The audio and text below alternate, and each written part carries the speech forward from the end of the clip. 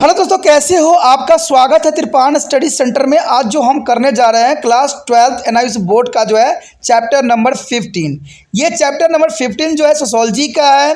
ठीक है, इसमें हम जो है अर्थव्यवस्था, राज्य व्यवस्था और धर्म के विषय में विस्तार पूर्वक जानेंगे। ये चैप्टर कई मायने में कई क्लास के बच्चों के लिए इम्पोर्टेंट है, चाहे वो सीबीएसई पढ़ रहे हो, जिनका एनसीईआरटी बुक हो, अगर उनके बुक में अगर अर्थव्यवस्था, राज्य व्यवस्था और धर्म है तो ये चैप्टर उनके लिए इम्पोर्टेंट है। साथ में जो कहते हैं यूपी बिहार बोर्ड के बच्चे हैं, उनके लिए भी अगर उनके पास सोशोलॉजी विषय है तो ये चैप्टर उनके लिए अमृत तुल्य है। और ये चैप्टर में हम जो है अर्थव्यवस्था और राज्य व्यवस्था और धर्म के विषय में जो है विस्तार पूर्वक जानेंगे।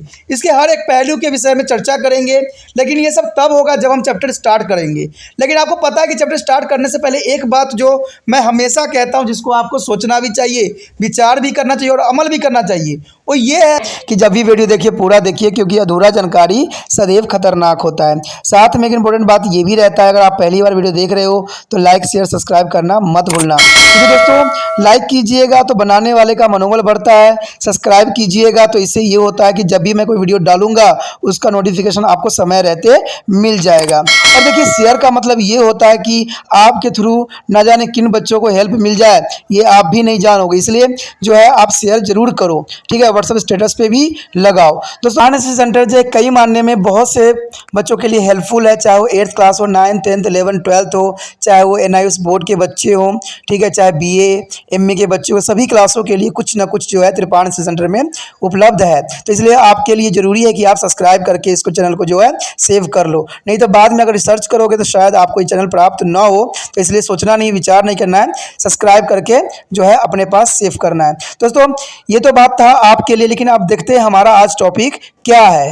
हमारा सबसे पहला टॉपिक यही आता है कि अर्थव्यवस्था, राज्य व्यवस्था एवं धर्म की अवधारणाएं क्या है। आखिर इस पे जो है अर्थव्यवस्था, राज्य व्यवस्था एवं धर्म की अवधारणाएं किस बात पे जो है बात रखता है। तो सबसे पहली बात तो हमारा यहाँ था अर्थव्यवस्था। देखिए अर्थव्यवस्था क्या बात है, वस्तु और सेवाओं के उत्पादन से है। यानी यहाँ पर जो है वस्तु का उत्पादन किया जाता है और इसका जो है सेवाओं का जो है विनिमय, वितरण और उपभोग से है। यानी अर्थव्यवस्था का अर्थ ही होता है दोस्तों कि सेवा के उत्पादन, विनिमय, वितरण और उपभोग से है। यदि मनुष्य की जीवित रहना है तब इन्हें खाना पड़ेगा और उपभोग भी करना पड़ेगा, क्योंकि ये प्रक्रियाएं नहीं हो तो मनुष्य जीवित नहीं रह सकता है।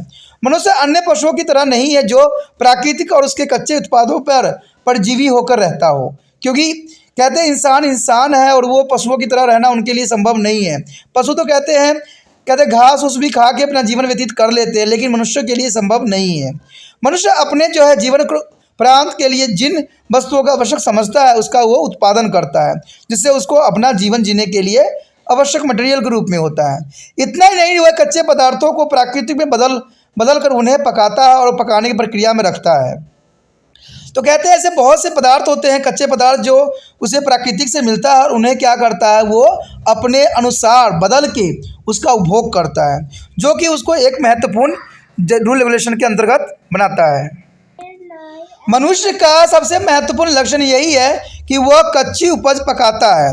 आग पैदा करना तथा आग द्वारा कार्य को करना मनुष्य जाति का विशेष लक्षण बन गया है, क्योंकि कहते हैं जब आग का खोज नहीं हुई थी तो वो कच्चा ही पदार्थ को जो है भोजन किया करता था, लेकिन जैसे आग की खोज हो गई वो हर चीज़ को पकाकर और जो है सुचारू रूप से खाने लग गया।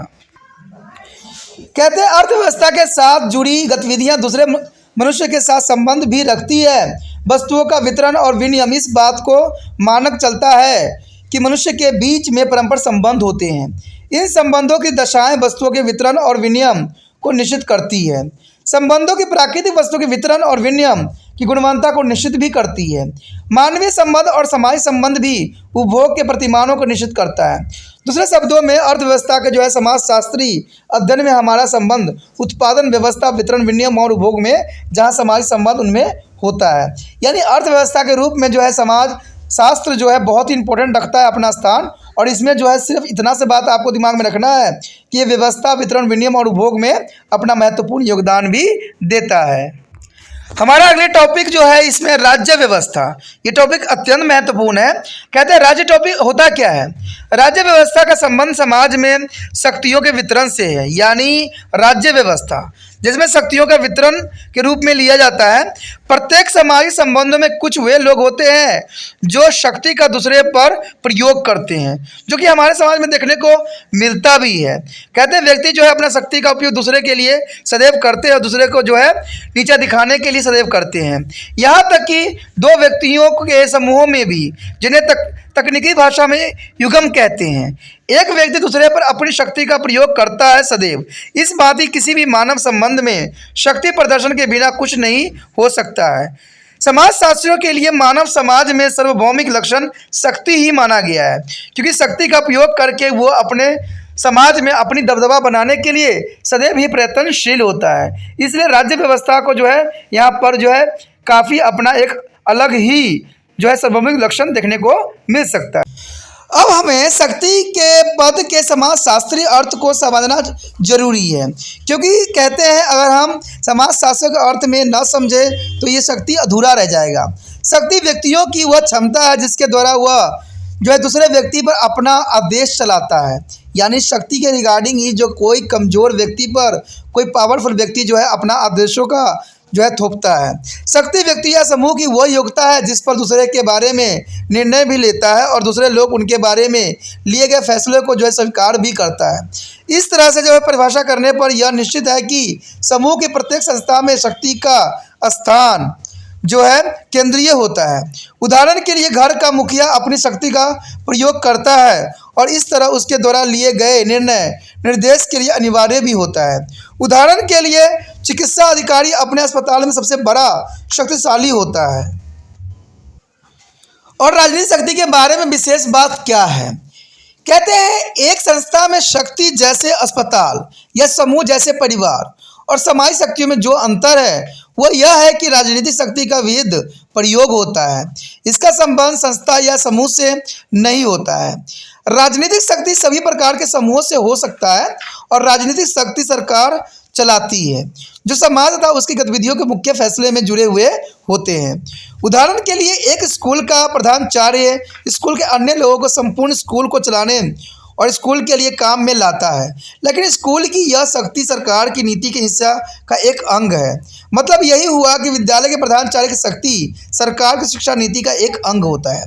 कहते हैं इसी शक्ति के कारण जो है वह प्रधानाचार्य जो है उस शक्ति का उपयोग करता है और वहाँ पर जो है अपने विद्यार्थियों को सही मार्गदर्शन करता है और टीचरों को सही निर्देश देता है।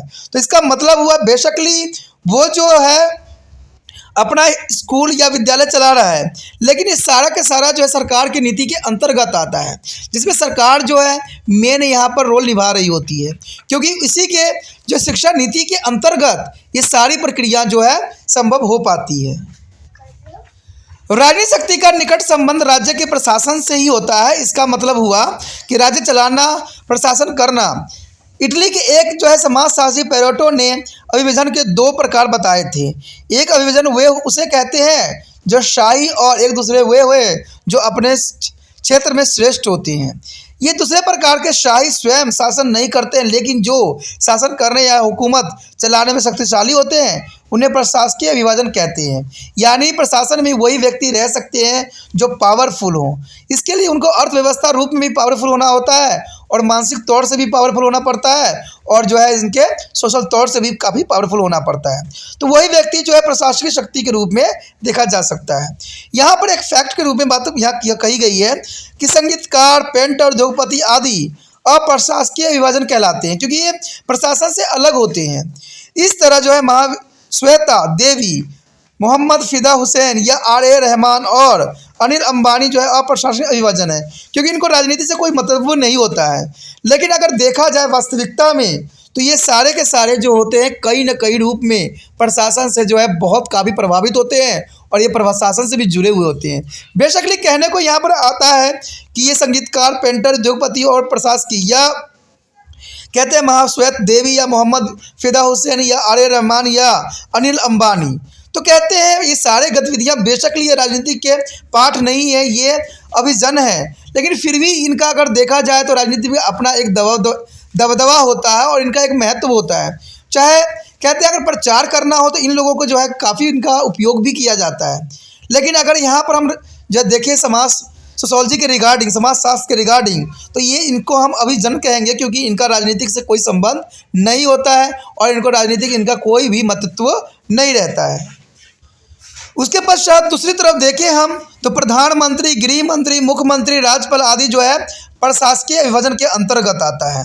यानी वहाँ पर अगर हमने देखा है तो वो अप्रशासकीय विभाजन है, लेकिन अगर हम यहाँ देख रहे हैं प्रधानमंत्री हो, गृह मंत्री हो, मुख्यमंत्री हो, राज्यपाल हो आदि हो, वो प्रशासकीय विभाजन के अंतर्गत आते हैं। अगला टॉपिक जो है हमारा दोस्तों धर्म है। कहते हैं धर्म अर्थव्यवस्था और राजनीतिक व्यवस्था की सार्वभौमिकता के बारे में कोई जो है विवाद नहीं है, लेकिन धर्म की सार्वभौमिकता के संबंध में कई तर्क दिए जाते हैं। कुछ विचारकों का कहना है कि धर्म का प्रचलन इसलिए रहा है कि आम लोग बहुत करके अज्ञान है और उनका जो है मस्तिष्क बंधा हुआ है, इसलिए धर्म का जो है काफ़ी प्रचार देखने को मिला है, क्योंकि वो धर्म के रिगार्डिंग कुछ भी सुनना नहीं चाहते हैं, चाहे वो सही भी क्यों ना हो। तो ये सारी बातें धर्म के रिगार्डिंग आता है, जहाँ पर जो है कहते हैं अज्ञान है और उनका मस्तिष्क सदैव बना हुआ होता है, क्योंकि कहते हैं बहुत से लोग जो होते हैं अशिक्षित होते हैं और कई लोग तो शिक्षित होने के पश्चात भी धर्म के रिगार्डिंग उनका अलग ही मिथ्या बातें होती है, जिसको वो अपने आप में लगाए रखते हैं। एक बार जब विज्ञान मनुष्य को मस्तिष्क को परेशान करने वाले प्रश्नों का उत्तर दे देगा, तब समझ जाते हैं कि धर्म का प्रभाव कम हो जाएगा। ये भी सोचा जाता है कि आदिम समाज में धर्म तथा आधुनिक समाज बिना धर्म के भी चल सकता है। मार्क्सवादी विचारकों का कहना है कि जब समाज में वर्गों के बिना यानी धनवान या गरीब के अंतर को समाप्त करके और जो है बिना धर्म के रह सकता है, तब धर्म का क्या अस्तित्व है, यानी यहाँ पर धर्म क्यों है, किस लिए है। तो इस विचार में है मार्क्सवादी का विचार का अपना ही एक तर्क है। आज धर्म को सार्वभौमिक मानने वाले सिद्धांतों को अस्वीकार कर दिया गया है, क्योंकि जो धर्म के सार्वभौमिक सिद्धांत है उसको स्वीकार नहीं किया जा सकता, इसको अस्वीकार कर दिया गया। इसका कारण बहुत ही स्पष्ट है, क्योंकि धर्म को सार्वभौमिक मानना कहीं तक जो है सही नहीं रखा गया है। हमारे पास ऐसे तथ्यात्मक प्रमाण हैं जो यह बताते हैं कि धर्म एक दूसरे स्वरूपों में सभी समाजों में सदैव ही पाया जाता है। ऐसा सभी समाजों में सदैव ही होता है, चाहे वो समाज आदिम हो चाहे आधुनिक हो, सभी समाजों में जो है धर्म पाया जाना एक स्वाभाविक बात है। प्रत्येक समाज में धर्म का जो है सरोकार ऐसे लोगों के संबंधों से है जो उससे ऊंचे हैं। यह ऊंचा होना ही मानवीय नहीं है, कहते हैं यह मनुष्य के ऊपर है। इसी कारण जिसे ऊंचा कहते हैं वो अतीत, प्राकृतिक, अलौकिक और आध्यात्मिक होते हैं। यानी देखा जाए तो आपको पता है पुरातन समय में जो गुरु हुआ करते थे, जो धर्म के रिगार्डिंग होते थे, उनको सर्वोपरि ऊंचा ही माना जाता था। तो ये कह सकते हो कि ये ऊंचा होना ही प्राकृतिक, अलौकिक और आध्यात्मिक होते हैं। ये सत्तावादी तथा अथवा अति प्राकृतिक तत्व विपरीत हो सक जाते हैं और तत्व एवं विचारों के लोग पूजने का पात्र बना देते हैं, यानी उनको वो पूजा भी करते हैं। धार्मिक कार्यों के लिए हम जिन अनुष्ठानों को काम में लाते हैं वो धर्म के प्रमाणक होता है, यानी वो धर्म को प्रमाणित करती है। तो ये बहुत ही शब्दों में ये बात आप समझ सकते हो कि कोई व्यक्ति अगर धर्म के प्रचार करता है, आपसे ऊंचा है, तो हम उसको ही भगवान बना लेते हैं, उसकी पूजा करते हैं, उसकी अर्चना करते हैं और उसके लिए कई तरह का अनुष्ठान करते हैं।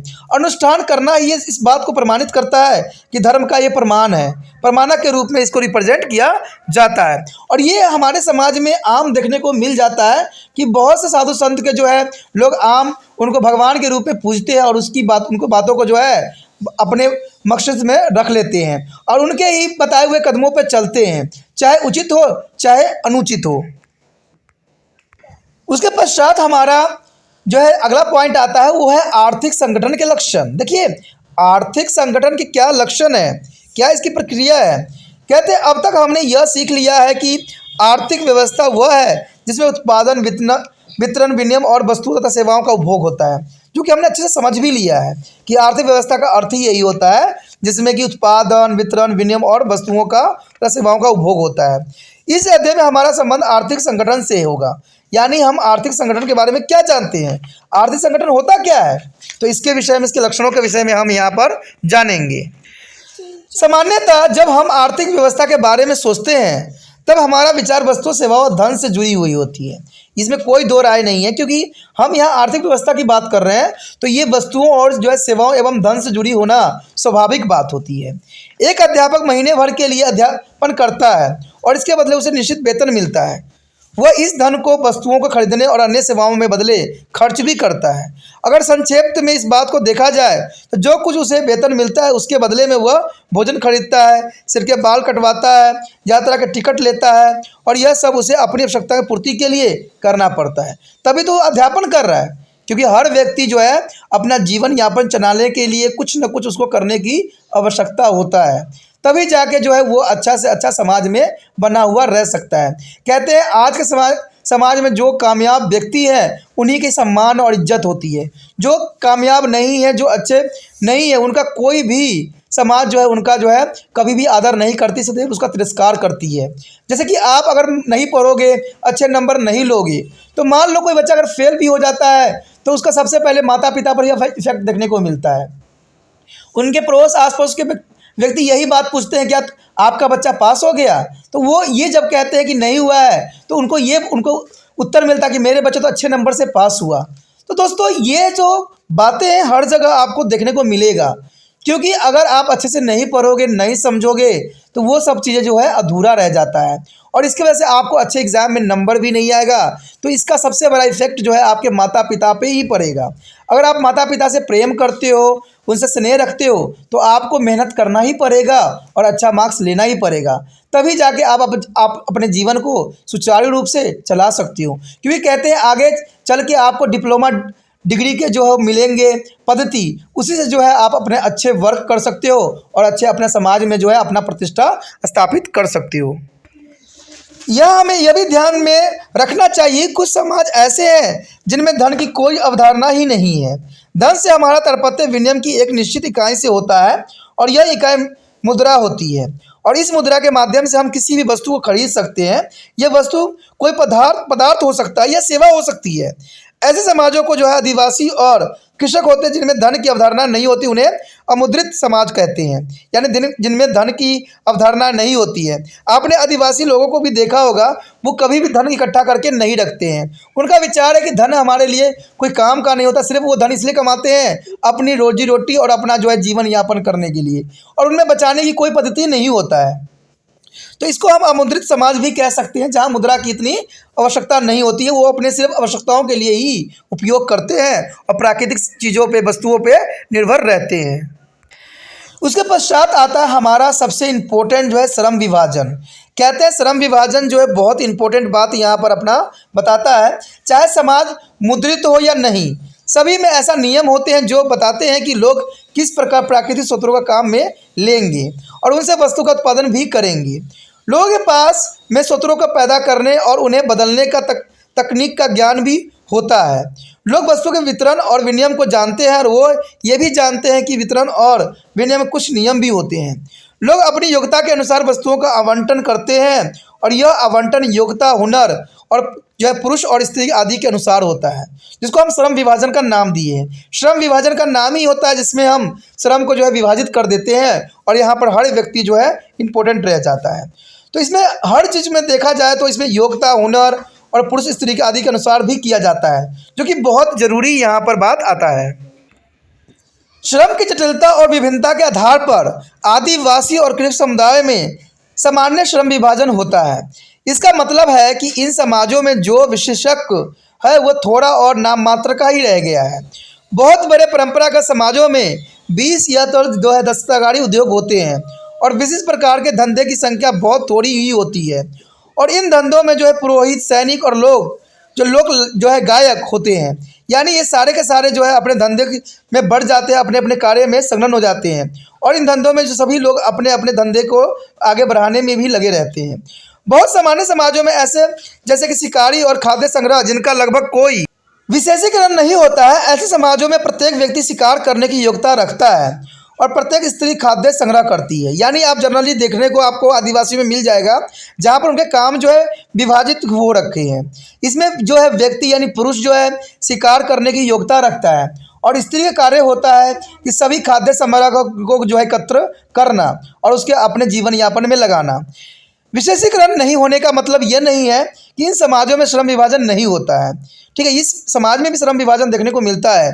यह कहना चाहिए कि सामान्य समाजों में लिंग और उम्र के आधार पर श्रम विभाजन तो होता ही है। जैसे कि हमने पूर्व में कहा है कि शिकार और खाद्य संग्रह समाजों में शिकार करने का काम निश्चित रूप से पुरुष लोग करते हैं, जबकि खाद्य संग्रह जो है प्राय स्त्री करती है। तो इससे ये साफ हो जाता है कि श्रम विभाजन जो है हर एक क्षेत्र में, हर एक जनजाति में देखने को मिला है।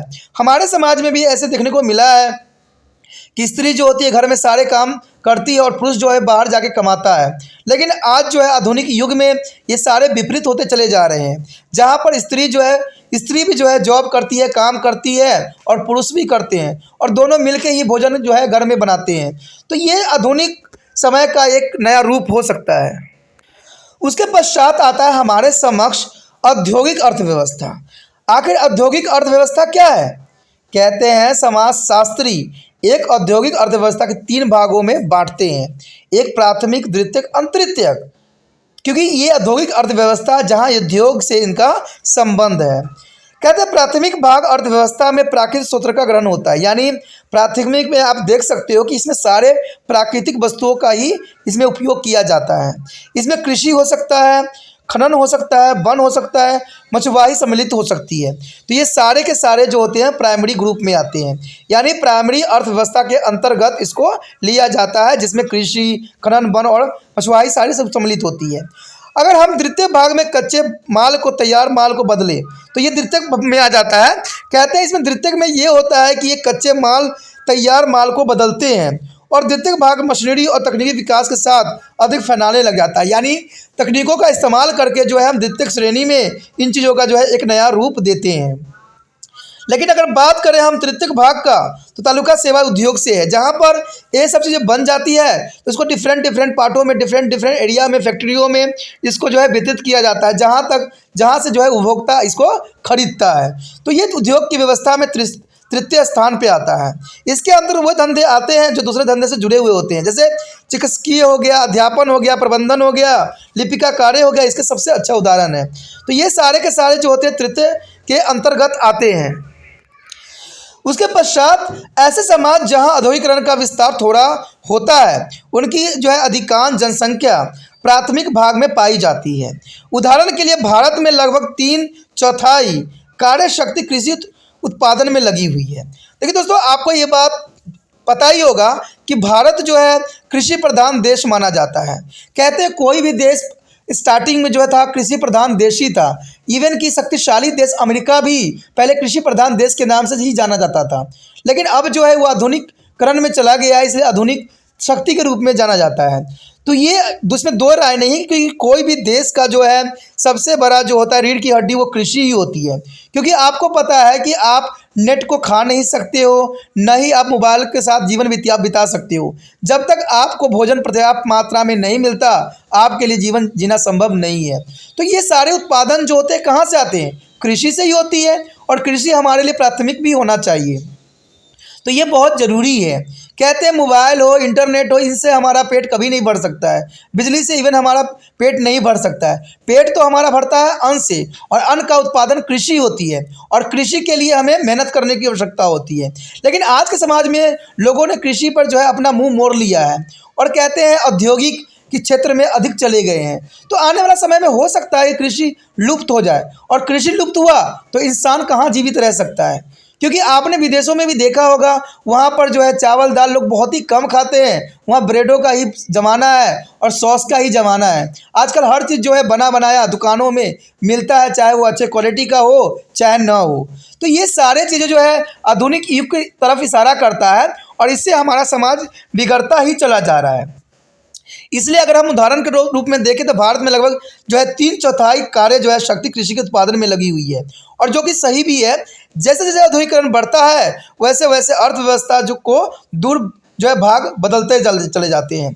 जितना अधिक औद्योगिकरण होगा उतना ही अधिक सेवा जो है उपयोग का विकास होगा, यानी उद्योग का विकास होगा। ये बहुत ही ज़रूरी बात यहाँ पर आ जाता है, जिसमें कहते हैं औद्योगिक जितना होगा उतना ही सेवाएँ बढ़ेगी।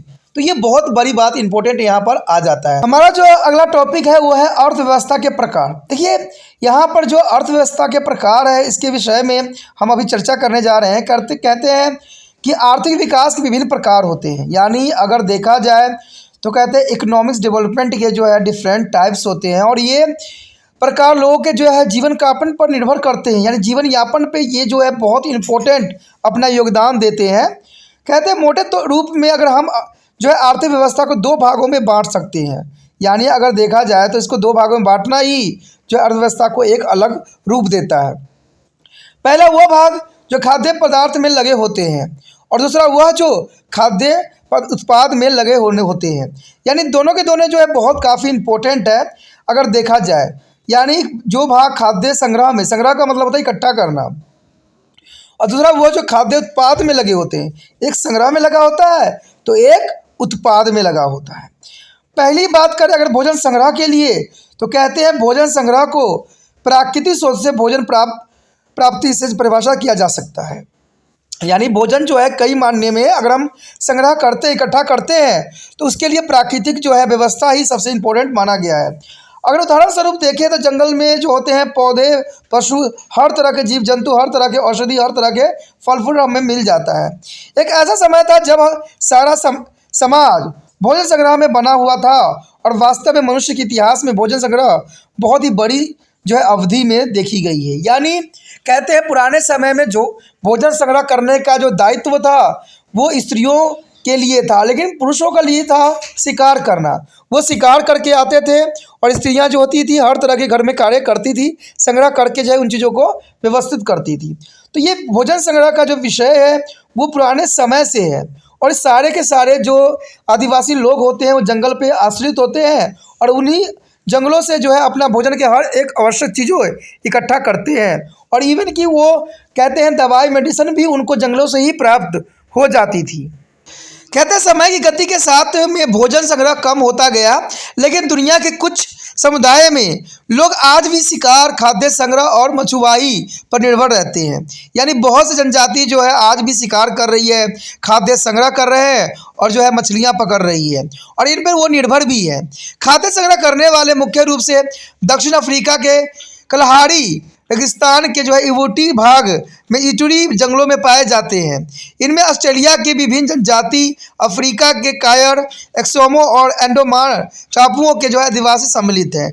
इनका सारे के सारे कार्य जो होते थे खाद्य इकट्ठा करने में इनका समय व्यतीत होता था, जो कि बहुत ही इम्पोर्टेंट था और इनकी दिनचर्या भी जो होता था शिकार, खाद्य संग्रह और मछली पकड़ने में व्यतीत हो जाता था।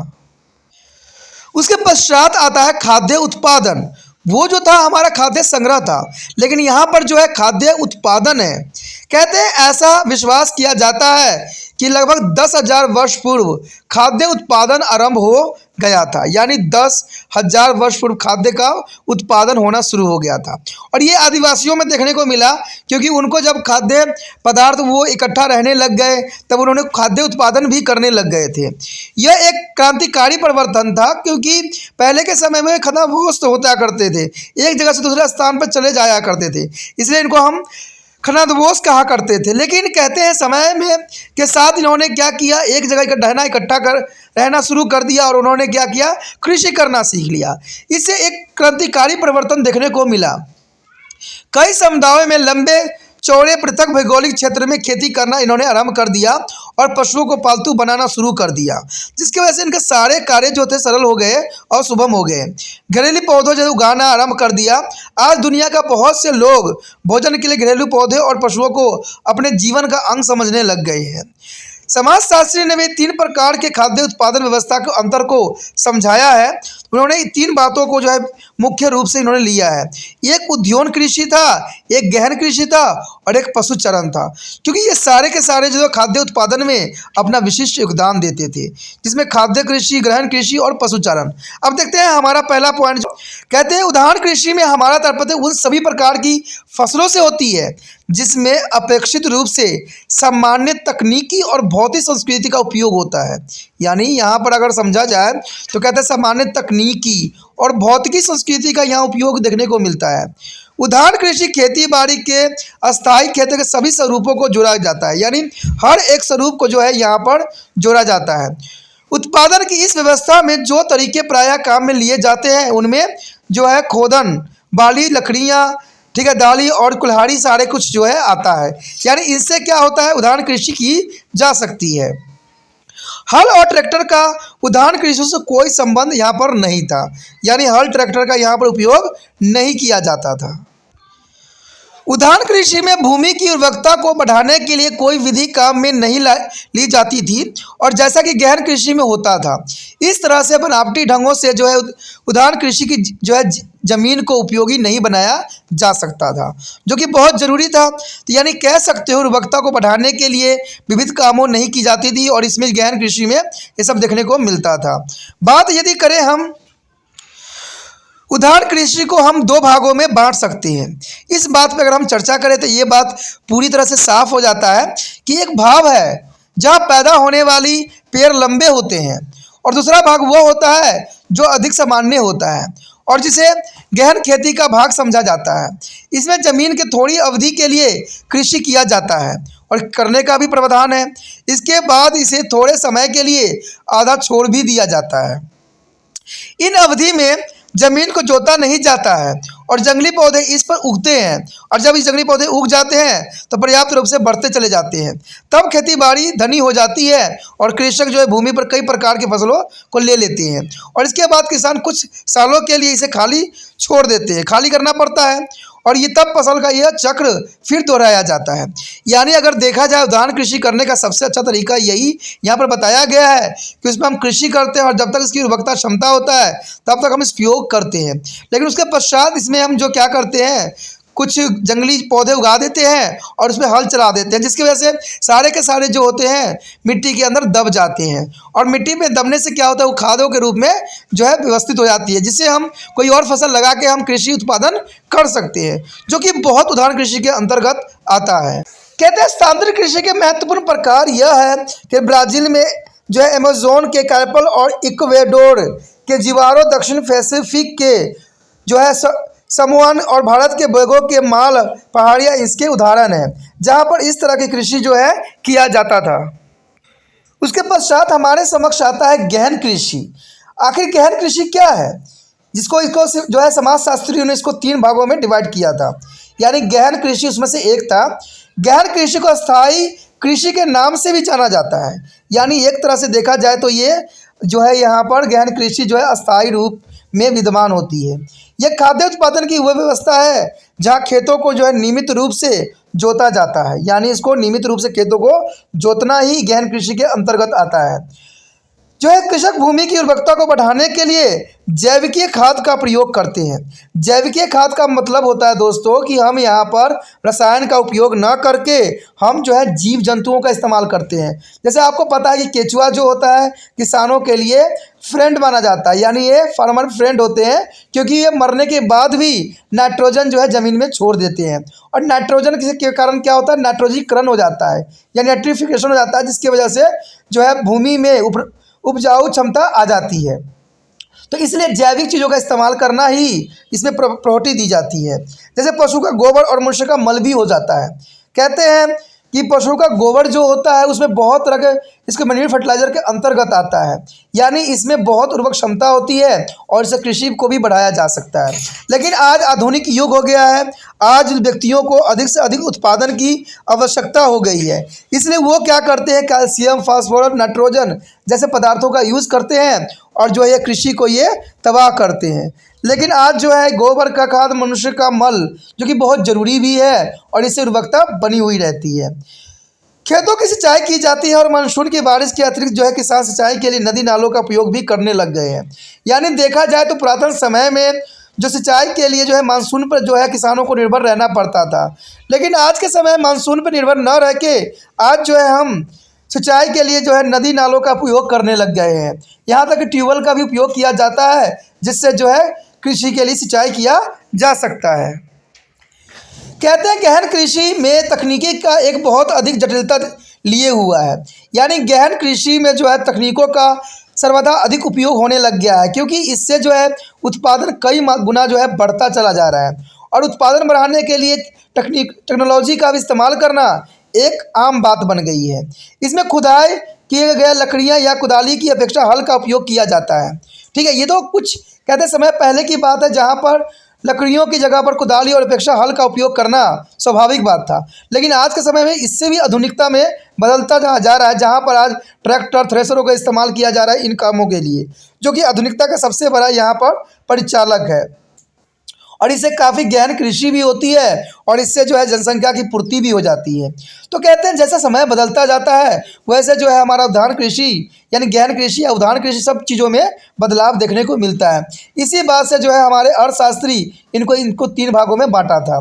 गहन कृषि के विकास में जो है यंत्रीकरण आ गया है, जहाँ पर ट्रैक्टर का प्रयोग होता है और जानवरों की शक्ति के बजाय यांत्रिक शक्ति को काम में लिया जाता है। अब देखिए पुराने समय में एक बैल जो होती थी उसकी बहुत कीमत हुआ करता था, क्योंकि कभी कभी आपने सुना वो भी होगा कहू का बैल। कहू का बैल का मतलब होता है अधिक परिश्रमी, तो वहाँ पर बैलों का अधिक परिश्रमी के रूप में लिया जाता था। लेकिन आज के समय में जहाँ पर इन्होंने आधुनिकता ले लिया है, उन पशु को जो इस कार्य में संलग्न थे आज वो बेचारे रोडों पे घूमने लग गए हैं, क्योंकि उनका उपयोग ही नहीं है।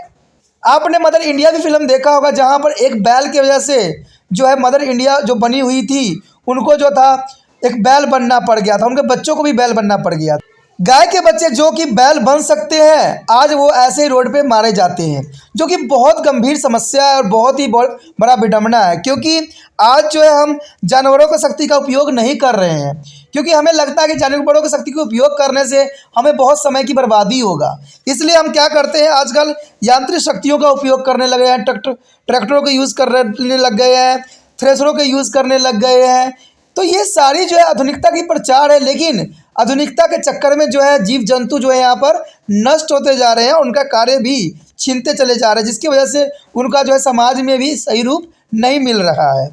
कहते हैं गहन कृषि एक परिणाम यह हुआ है कि लोग बड़े बड़े गांव में बस गए हैं, साथ ही औद्योगिक समुदाय के लोग पारंपरिक संबंधों में बस गए हैं। उद्यान कृषि के लोग गहन कृषि की तुलना में छोटे समूह में रहने लग गए हैं और एक जगह से दूसरे जगह पर आने जाने लग गए हैं, और इस बात पर निर्भर है कि उनके पास खेती करने को कितना ज़मीन है। तो ये भी बात देखने को मिलता है कि जिनके पास ज़मीन है वो कृषि जो है सुचारू रूप से कर सकते हैं और कृषि का जो उत्पादन भी आसानी से कर सकते हैं। उसके पश्चात है पशुचारण, यानी पशु के द्वारा। देखिए कहते हैं लोगों का वह समुदाय है जो है जानवरों को पालतू बनाता है, और उसे हम पशुचारण कहते हैं, यानी पशुओं को जो है पालतू बना के उनके अपने लिए उपयोग करना। कहते गृहस्थ लगभग शुष्क और रेगिस्तानी क्षेत्र में रहने वाले प्रभावशाली तरीके होते हैं। पशुपालक पशुओं की नस्ल के से मांस, दूध, ऊन, खाद एवं ईंधन के लिए रखते हैं। यानी देखा जाए तो पशु जो है कई मायने में इंसानों के लिए बहुत ही फायदेमंद है, चाहे वो मांस के रूप में प्राप्त हो या दूध के रूप में, चाहे ऊन या खाद या ईंधन के रूप में। ये सारे के सारे चीज़ें जो होती हैं हमें पशु से ही प्राप्त होती है। इसे पशुचारण के रूप में जो है पशुओं को लोगों द्वारा पाला जाता है और इसका जो है अच्छा काफ़ी उनको आमदनी भी हो जाती है। देखा जाए तो शिकार और खाद्य संग्रह की तरह पशुपालन आत्मनिर्भर नहीं है, लेकिन कहते हैं ये बात तो बहुत बड़ी विडंबना हो गई कि शिकारी और खाद्य संग्रह की तरह पशुपालन जो है आत्मनिर्भर नहीं है। इसका कारण यही है कि ये अपनी उपज और पशुचारण के साथ विनिमय भी करते हैं। इस भांति जो है पशुपालक अपने जीवित रहने की व्यवस्था पक्की कर लेते हैं, और दूसरे शब्दों में पशुपालक अपना आर्थिक विनिमय गैर पशुपालकों के साथ भी करते हैं। पशुपालक सामान्यतः अपने जानवरों को व्यापारियों को बेचते हैं और इस तरह ये जानवर जो है कत्ल खाने पहुंच जाते हैं। ये पशु उनके लिए भी बेचे जाते हैं जिस व्यापारी बेचते हैं। कुछ पशुपालक दूध को भी बेचते हैं या घी बनाकर बेचते हैं, लेकिन इनमें से कई जो होते हैं इसे उपयोग के लिए भी रखते हैं। यानी ये पशुपालक समुदाय मध्य पूर्व जो है ईरान और पसारी जो है कंस्कोडियम्स के स्प्ले और भारत के रबरी और गद्दी भी हैं। तो कहते हैं आज पशुओं को जो है बहुत मात्रा में उपयोग किया जा रहा है, उनके हर चीज़ों का जो है सही मायने में उपयोग किया जा रहा है। तो इसलिए जो है ये भी एक समाज के लिए बहुत ही इम्पोर्टेंट और व्यापक रहेगा। यदि हम बात करें अगले पॉइंट का, तो इसमें यही बात बताया गया है कि सरल और जटिल समाजों की अर्थव्यवस्था का एक तुलना, कि सरल और जटिल समाजों की अर्थव्यवस्था कैसी है। क्योंकि हमारा टॉपिक अर्थव्यवस्था है, इसलिए अर्थव्यवस्था के हर पहलू के विषय में जानना आपके लिए अत्यंत महत्वपूर्ण ही रहेगा। खाद्य संग्रह और खाद्य उत्पादन को जो है उदय विकसित परंपराओं में देखा जा रहा है।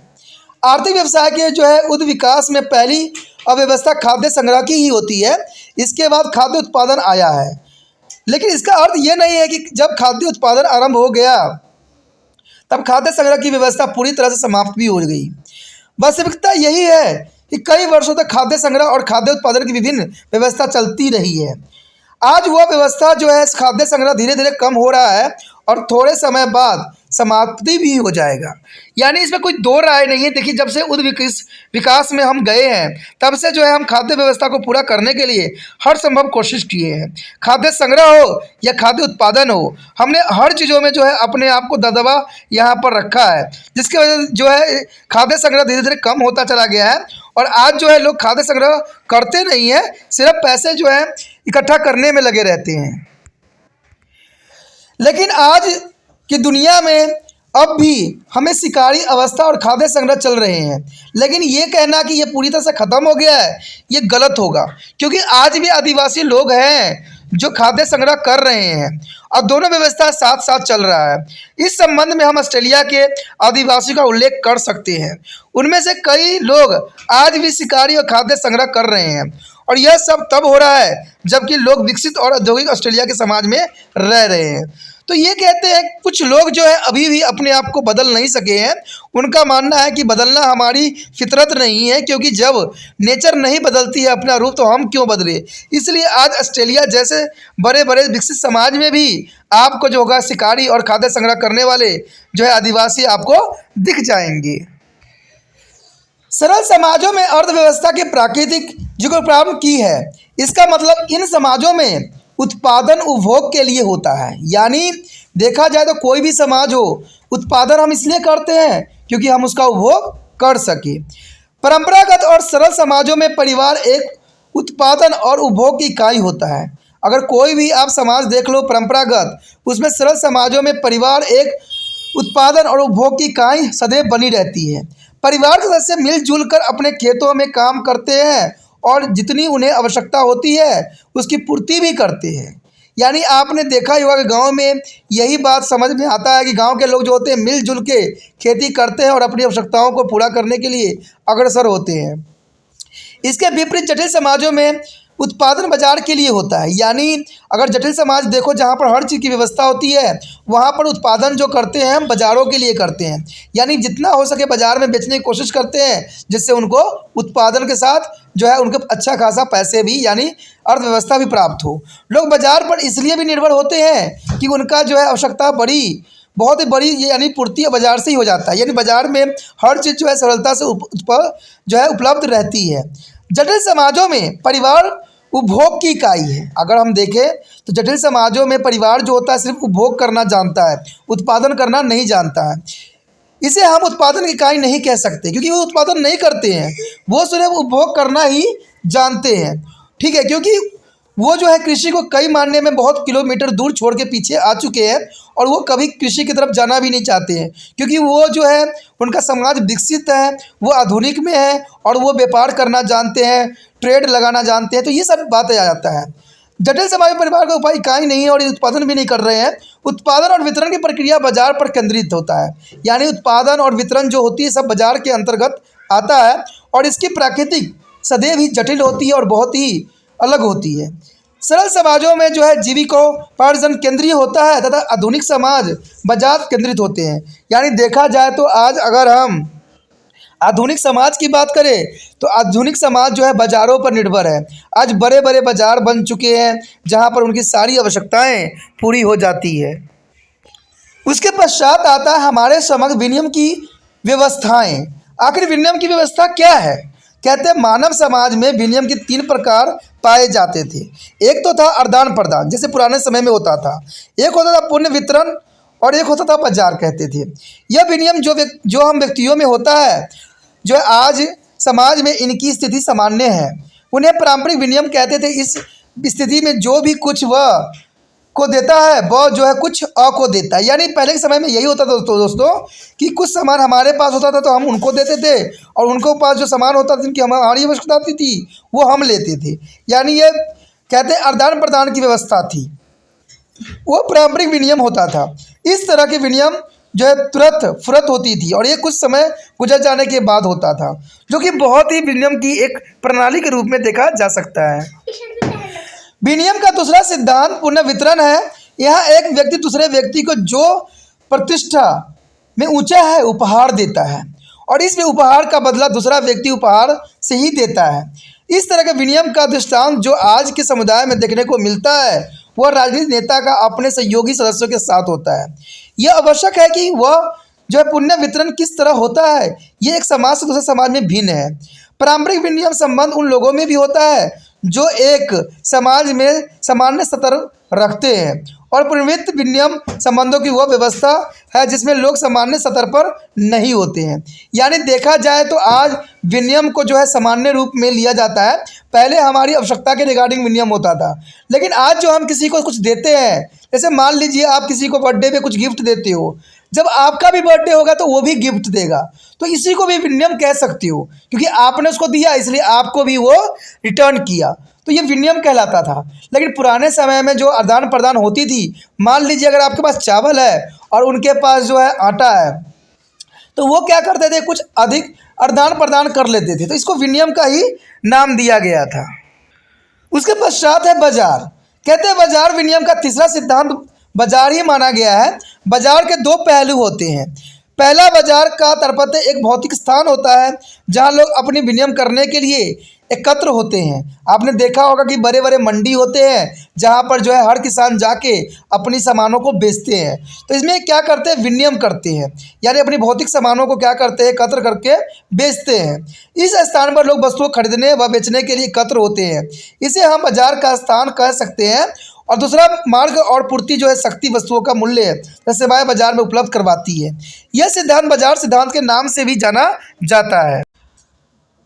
अगला पॉइंट जो हमारा है, सरल व जटिल समाजों में बाजार। देखिए, सरल और जटिल समाजों में बाजार का क्या रूप है ये भी जानना हमारे लिए जरूरी है, क्योंकि अर्थशास्त्री ये मानते हैं कि जब तक हम सरल व जटिल समाज बाजारों में जो है बाजार का हम डिफरेंस नहीं जानेंगे, हमारे लिए जो है ये अर्थव्यवस्था का अध्ययन बेकार होगा। कहते हैं बाजार की स्थिति पर सरल समाजों को दो श्रेणियों में बांटा जाता है। पहली श्रेणी जहाँ बाजार की जगह की कोई अवधारणाएं नहीं होती है, इनको हम बिना बाजार के समाज कह सकते हैं, जहाँ पर बाजार होती नहीं है। शिकारी और खाद्य संग्रह लोग इस श्रेणी में आते हैं जहाँ पर बाजार नहीं होता है। उनका सिर्फ कार्य होता है शिकार करना और खाद्य संग्रह करना और अपने बाल बच्चों को जो है पेट भरना, यानी ये बाजार से उनका कोई लेना देना नहीं होता है। द्वितीय, वह सामान्य समाज जिनके बाजार की जगह होती है जहाँ लोग वस्तु और सेवाओं को आदान प्रदान के लिए एकत्र होते हैं, जैसे बड़े समाजों में देखने को मिलता है, लेकिन उनका कोई भी बाजार का सिद्धांत नहीं होता है। जटिल समाजों को आर्थिक व्यवस्था में बाजार का सिद्धांत देखने को सदैव ही मिलता है। इसलिए जब समाजशास्त्री आदिवासी और कृषक समुदाय के जो है सेवाओं का सेवा करते हैं तब वास्तव में बाजार के स्थान की चर्चा करते हैं, न कि बाजार में सिद्धांत की।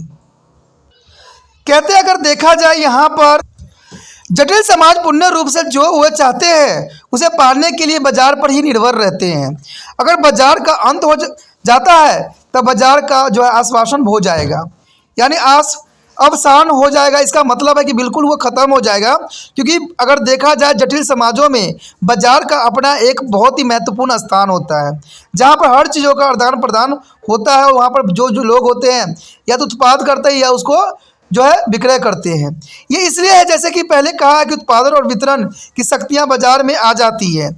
जटिल समाजों में परिवार उत्पादन की इकाई नहीं होती है, इसलिए वे अपनी सभी आवश्यकताओं और इच्छाओं की पूर्ति के लिए बाजार पर ही निर्भर होते हैं। यानी देखा जाए तो इस तरह के जो है सारे के सारे समाज जो होते हैं बाजारों पर ही निर्भर होते हैं, क्योंकि उनकी सारी इच्छाएं बाजार से ही पूर्ति होती है। वो स्वयं ही इकट्ठा नहीं करते हैं या शिकार नहीं करते हैं। सरल बाजारों में जहाँ बाजार का स्थान होता है, लोग अपनी जीविका उपार्जन के लिए जो है बाजार का निर्भर नहीं होते हैं। वो उन सब वस्तुओं को स्वयं ही पैदा करते हैं जो उनकी जीविकोपार्जन के लिए आवश्यक होती है। जैसे मैंने आदिवासी की बात आपको किया था कि वो शिकार भी करते हैं और भोजन संग्रह भी करते हैं। यदि वह कुछ चीज़ों पैदा नहीं करते हैं तब भी वो उनकी प्राप्ति जो है जीविकोपार्जन हेतु पूरे निर्माण द्वारा प्राप्त कर ही लेते हैं, यानी अपने कोशिशों से वो जो है प्राप्त करना उनके लिए बहुत ही आसान हो जाता है। कहते हैं इससे और आगे सरल समाजों में बाजार जो है विशुद्ध रूप से आर्थिक संस्था नहीं है। यानी अगर देखा जाए तो सरल समाजों में बाजार जो है विशुद्ध रूप में आर्थिक संस्था नहीं है, सिर्फ जटिल समाजों में ही जो है यहाँ पर बाजार जो है शुद्ध रूप में देखा जा सकता है। पहला तो यह है कि अपने समाज के जो है नियमित लक्षण नहीं होते हैं। इसकी उत्पत्ति जो है कर्मकांड और त्योहारों से होती है। बाजार का अस्तित्व एक सप्ताह या एक पखवाड़े में हो सकता है। बाजार में आने वाले लोग खरीदने वाले और बेचने वाले होते हैं, जो इस तरह के जटिल समाजों के बाजार को बनाते हैं। इन बाजारों में लोग अपने नातेदार और मित्रों से मिलने का अवसर भी देते हैं। सरल समाजों में इस तरह के बाजार एक मेले की तरह सदैव होती है और इसका कारण यह है कि बाजार का यह दिन लोगों की भीड़ को एकत्र भी करता है और महत्वपूर्ण राजनीतिक घोषणाएं भी इन्हीं बाजारों में होती है। इसलिए इन बाजारों को जो है बहुत ही महत्व दिया जाता है। कुछ समाजों में बाजार का दिन जो है अदालत का दिन भी होता है। बाजार के दिन विवाह के मसले भी तय हो जाते हैं और इस तरह बाजार में आर्थिक कार्य बजाय सरल समाजों को बहुत अधिक सामाजिक कार्य करता है। जटिल समाजों में अनिवार्य रूप से बाजार आर्थिक संस्था का काम भी करता है। यानी देखा जाए तो बाजार आज के समय में बहुत ही उपयोगी, बहुत ही महत्वपूर्ण है, क्योंकि बहुत से कर्मकांड जो होते हैं बाजारों में ही हो जाते हैं। इवन कि यहाँ तक कि शादी ब्याह का जो फैसले होते हैं बाजारों में भी कर लिया जाता है। तो ये सारे जो होते हैं बाजार बहुत ही इंपॉर्टेंट आज के समय में ले लिया है। उसके पश्चात हमारा आता है वस्तु विनिमय। कहते हैं सरल समाजों में वस्तु विनिमय व्यवस्था पाई जाती है और यह वह प्रकार है जहाँ मुद्रा की अनुपस्थिति में विनिमय होता है। यानी यहाँ मुद्रा की आवश्यकता नहीं होता है। मुद्रा का मतलब होता है दोस्तों पैसा, यानी पैसा का यहाँ आवश्यकता नहीं होता है, रुपये की आवश्यकता नहीं होता है। मतलब वस्तुओं के बदले वस्तु प्राप्त की जाती है। यानी वस्तु अगर दोगे तो वस्तु ही आपको प्राप्त होगा। इसे हम वस्तु विनिमय की प्रणाली कहते हैं। कहते हैं संबंधित समाज यह तय करता है कि किसी वस्तु का विनिमय किस वस्तु के साथ किया जाए। जैसे मान लीजिए अगर किसी के पास अगर यहाँ पर बकरी है तो वो उस बकरी का कीमत किस रूप में ले, 2 बोरा गेहूँ ले या 1 बोरा चावल ले। तो ये कार्य जो होता है वस्तु जो है इनकी कीमत जो है संबंधित लोग ही तय करते हैं कि इसका विनिमय किस प्रकार होना चाहिए। तो इसके लिए समाज जो है तय करती है कि वस्तु विनिमय किस प्रकार किया जाए। विनिमय में कोई समान मापदंड नहीं पाया जाता, ये सामान्य मापदंड नहीं होते हैं। समाजशास्त्रियों की भाषा में कोई सामान्य उद्देश्य धन नहीं होता है। न धन वह होता है जो हर किसी वस्तु को विनिमय के लिए काम में लिया जाता है। जो सरल समय में होता है इसे निश्चित उद्देश्य धन कहते हैं। इसका मतलब यही हुआ कि निश्चित वस्तुओं खरीदने के लिए कुछ अन्य निश्चित वस्तुओं को प्राप्त करते हैं। जैसे देखा जाए तो वधु की प्राप्ति के लिए वधु मूल्य के रूप में पशुधन दिया जाता है। यानी कई समाज में देखने को मिला है अगर वधु चाहिए तो इसके लिए पशुधन को आपको देना पड़ेगा। इससे वधु जो होती है उसको खरीदने का भी नाम दिया जा सकता है। लेकिन पशुधन को हम भोजन व कपड़े प्राप्त करने के लिए नहीं देते हैं, क्योंकि पशुधन बहुत महंगा होता है।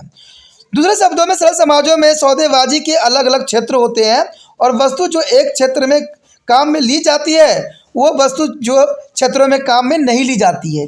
यानी जिस वस्तु का एक क्षेत्र में काम होता है वही वस्तु दूसरे क्षेत्र में कार्य लायक नहीं रहता, यानी उसका कार्य नहीं लिया जा सकता। कहते हैं यह सब बताता है कि सरल समाज तकनीकी दृष्टि से भी सरल होते हैं। उनका मुद्रीकरण नहीं किया जा सकता है, वो वस्तु विनिमय करते हैं और इन समाजों में बाजार जो है बहुउद्देश्य इकाई होते हैं। यानी देखा जाए तो बाजारों का यहाँ पर बहुउद्देश्य इकाई होती है। यहाँ पर बहुत से कार्य जो है संपन्न भी होता है। जटिल समाज तकनीकी ढंग से अधिक कृत्रिम होते हैं। यानी कृत्रिम मतलब होता है कि ये जो होते हैं आर्टिफिशियल होते हैं, यानी हर चीज़ जो यहाँ पर टेक्नोलॉजी पर निर्भर होता है। जहाँ मुद्रा का अधिक प्रचलन होता है यहाँ पर पैसे का ही सबसे बड़ा महत्व होता है। कहते हैं पैसा फेंक तमाशा देख, तो ऐसा होता है, वो होता है जटिल समाजों में। लेकिन ये जो देखा जाए तो सरल समाजों में ऐसा नहीं होता है, वहाँ पर वस्तु विनिमय की प्रणाली आज भी प्रचलित है। लेकिन जो जटिल समाज है वहाँ पर जो है धन का बहुत ही जो है प्रचलन मांग होती है। ये समाज पूर्ण रूप से बाजार पर निर्भर होते हैं और इन समाजों में आर्थिक मूल्य सामाजिक मूल्य से बढ़कर होता है। यानी आर्थिक मूल्य को वो लोग जो है सामाजिक मूल्य से अधिक प्रायोरिटी देते हैं। तो ये बहुत बड़ी बात यहाँ पर आती है कि यहाँ पर जो है पैसों का महत्व नहीं दिया जाता है, जबकि वस्तु विनिमय का दिया जाता है। लेकिन जटिल समाजों में पैसों को अधिक महत्व दिया जाता है। हमारा जो अगला टॉपिक है वो है आर्थिक विकास। यानी यहाँ आर्थिक विकास किस प्रकार हुआ, ठीक है। तो इसमें जो है समाजशास्त्रियों ने इसमें क्या विचारधारा रखा, तो इसके विषय में हम यहाँ जानेंगे कि आर्थिक विकास होती क्या है। अर्थव्यवस्था में जो है प्रगतिशील परिवर्तन आर्थिक विकास कहलाता है। यानी जनरली अगर देखा जाए शब्दों में, तो अर्थव्यवस्था में प्रगतिशील परिवर्तन जो आता है, यानी प्रगतिशील परिवर्तन जो आते हैं वो आर्थिक विकास कहलाते हैं। विकास का मतलब केवल सकारात्मक परिवर्तन ही नहीं है, जैसे कि इसके नाम से प्रतीत होता है। ये वह परिवर्तन है जो बाहर से लागू किए जाते हैं। दूसरे शब्दों में बाहरी एजेंसियां होती है जो एक समाज में विकास की योजना लाती है, यानी इससे समाज में एक जो है विकास योजना आती है। कहते हैं 20वीं शताब्दी के मध्य में विकास का विचार लोकप्रिय हुआ और सामाजिक मानव शास्त्रियों और समाजशास्त्री इस बात से चिंतित थे कि आदिवासी और कृषक समाज कमज़ोर हो रहे थे। उनकी बिगड़ती हुई दशा का जो कारण बाहरी दुनिया के साथ संपर्क था और जिसमें इन समाजों का खराब स्थिति में डाल दिया था। तो इस बाहर की दुनिया ने इन समाजों का शोषण भी किया और उनके स्वतंत्रों को त्रासदी भी की स्थिति ला दिया। ऐसा सोचा गया कि अगर इस लोगों की जो भला नहीं हो सोचा गया तो समाप्त हो जाएगा। इसी बेचारे की विकास की प्रक्रिया को मार्ग दिया, यानी यहीं से जो है विकास का जो है प्रक्रिया स्टार्ट हुआ। क्योंकि आपको पता है अगर 20वीं शताब्दी की हम बात करें तो वहाँ पर जो था बहुत ही समाज अपनी बिगड़ती हुई दशा को रिप्रेजेंट कर रहा था, क्योंकि सारी दशाएं बिगड़ गई थी। और इसका कारण जो था पश्चिमी समाज था, जिसने हमारी दुनिया पर काफ़ी इफ़ेक्ट किया था और दूसरी दुनिया के जो लोग आए हुए थे उन्होंने हमारा बहुत शोषण किया। ठीक है, चाहे इंग्लैंड वालों ने हमारी देश में तो त्राही मचा दिया, जिसके वजह से यहाँ की अर्थव्यवस्था बिल्कुल समाप्त सी हो गई। लेकिन सभी ने इसमें समाज विकास के लिए आर्थिक चीज़ों का जो है रूप से सुचारू रूप से चलाने के लिए इन्होंने सोचा और इसको जो है विकास की प्रक्रिया को मार्ग को जो है प्रस्तुत किया। आर्थिक विकास के बुनियादी लक्ष्य है कि इस बात का प्रयत्न किया जाना चाहिए कि भूख और अभाव को कम कर देना चाहिए या घटा देना चाहिए। तो ये आर्थिक जो है विकास की बुनियाद लक्ष्य आती है। इस बात में बहुत ही कहते हैं बहुत ज़रूरी है, क्योंकि इसमें भूख और जो है अभाव को कम कर देना होता है और घटा देना होता है। यह कोशिश करनी चाहिए कि लोगों को आत्मनिर्भर बनाया जाए। देखिए, जब तक लोग आत्मनिर्भर नहीं होंगे तब तक जो है देश सशक्त और विकसित नहीं हो सकता है। और यह देखा जाना चाहिए कि वे बाहर की सहायता के बिना अपने बुनियादी लक्ष्यों को पूरा कर सके। इन दोनों लक्ष्यों को पूरा करने के लिए समाज जिसको ऐसा बनाना है उन्हें भागीदारी करनी भी चाहिए। वे लोग जो विकास की प्रक्रिया से जुड़े हुए हैं उन लोगों से यह जानना भी चाहिए कि उनकी आवश्यकताएं क्या है और आवश्यकताओं की विविधता क्या है। अगर हम आवश्यकताओं को नहीं जानते हैं तो यह संभव है कि हमारा विकास के कार्यक्रम अस्वीकृत हो जाएंगे। तो इसमें कोई दो राय नहीं है। इसमें साफ शब्दों में ये बात यहाँ बताने की कोशिश किया गया है कि जो विकास की प्रक्रिया है उनमें हर एक लोगों को जुड़ना पड़ेगा और इसके लिए उनको आत्मनिर्भर होना पड़ेगा। जब तक व्यक्ति खुद आत्मनिर्भर नहीं होता है वो सशक्त नहीं बन सकता है। जब वो सशक्त नहीं बनेगा तो देश भी जो है सशक्त नहीं बन सकता है, क्योंकि हर लोग को यहाँ की समस्या है वो यही होती है बेरोजगारी। और वो बेरोजगारी के कारण जो है सही रूप से अपने आप को नहीं डाल पाते हैं और वो गलत राहों पर ही चले जाते हैं। इसे सरकार का जो बुनियादी लक्ष्य होती है वो होनी चाहिए कि लोगों को आत्मनिर्भर कैसे करें। और आत्मनिर्भर तभी हो सकते हैं जब अपना ही जो कार्य है वो करे। और इसमें ही जो है सरकार को इस बात के लिए संभावनाएं जो है विकसित करने की ज़रूरत है। उसके पश्चात हमारा है राजनीतिक व्यवस्था। ये पॉइंट बहुत इंपॉर्टेंट रहेगा कि राजनीतिक व्यवस्था क्या है और राजनीतिक व्यवस्था हमारे लिए क्यों जरूरी है और राजनीतिक व्यवस्था किस प्रकार होनी चाहिए। देखिए, राजनीतिक व्यवस्था समाज की वह व्यवस्था है जो लोगों की भूमिका को परिभाषित करता है, यानी लोगों की क्या कार्य है, लोगों की कैसे होना चाहिए। यह राजनीतिक व्यवस्था ही समाज को जो है सही रूप देती है, क्योंकि राजनीतिक व्यवस्था में ही सारे रूल रेगुलेशन बनाए जाते हैं। यह भूमिका कानून और व्यवस्था को बनाए रखने के लिए होती है, जहाँ पर कानून को भी एक रूप दिया जाता है और इससे जो होता है समाज में लागू किया जाता है और इन्हीं रूल रेगुलेशन पे जो है आगे उनको चलना होता है। कहते हैं दूसरी ओर समाज को कार्य को नियंत्रण भी करती है, यानी जो भी कार्य होता है, फंक्शन होता है, इसको जो है राजनीतिक व्यवस्था ही नियंत्रण करती है। राजनीतिक व्यवस्था का एक प्रकार यह होता है कि वह कानून व्यवस्था को बनाए रखना। तभी तो कहते हैं समाज में कानून व्यवस्था बनाए रखना अत्यंत आवश्यक होता है। और सरल समाजों में इसका बहुत बड़ा प्रकार्य भी होता है। जटिल समाजों में इसका दूसरा प्रकार्य सामाजिक और आर्थिक विकास का स्रोत को विवरण भी करना होता है। तो इसलिए सामाजिक व्यवस्था जो है बहुत इंपॉर्टेंट है। कहते हैं हमारे समाज में जो आज के समय बिल्कुल ही बदल गया है, जो सामाजिक सुरक्षा प्रदान करना चाहिए वही सामाजिक सुरक्षा को नष्ट कर रहे हैं, उसको बर्बाद कर रहे हैं। तो ये बहुत बड़ी जो है विडंबना आ गई है। लेकिन कहते हैं राजनीतिक व्यवस्था का उद्देश्य यही होता है कि जो है कोई भी जटिल समाज हो चाहे कोई सिंपल समाज हो, उसमें कानूनी व्यवस्था को बनाए रखना ही राजनीतिक व्यवस्था का जो है कर्तव्य होता है। कहते हैं राजनीतिक व्यवस्था का एक महत्वपूर्ण अंग राज्य है। देखिए राजनीतिक व्यवस्था अगर है तो उसका सबसे अच्छा इंपॉर्टेंट अंग जो है राज्य है। यहाँ हमें यह ध्यान में रखना चाहिए कि कुछ समाजों में राज्य जैसी कोई संस्था नहीं होती है। तो इसमें कोई बुराई भी नहीं है। बहुत से ऐसे देश है जहाँ पर राज्य समाजों में राज्य जैसी कोई संस्था नहीं होती है। शिकार और खाद्य संग्रह समाजों में, पशुचारण और कृषक समाजों में राजा नहीं होता है और सत्ता का कोई केंद्र भी नहीं होता है। ऐसे समाजों में कोई केंद्रीय प्राधिकार नहीं होता है और ऐसा भी नहीं होता है कि समाजों में कोई सरकार हो या कानूनी व्यवस्था हो। जैसे आप इसका जो है कई तरह से जो है आप जनजातियों में देख सकते हो, इन चीज़ों की जो है पूरी तरह आप देखने को आपको मिलेगा।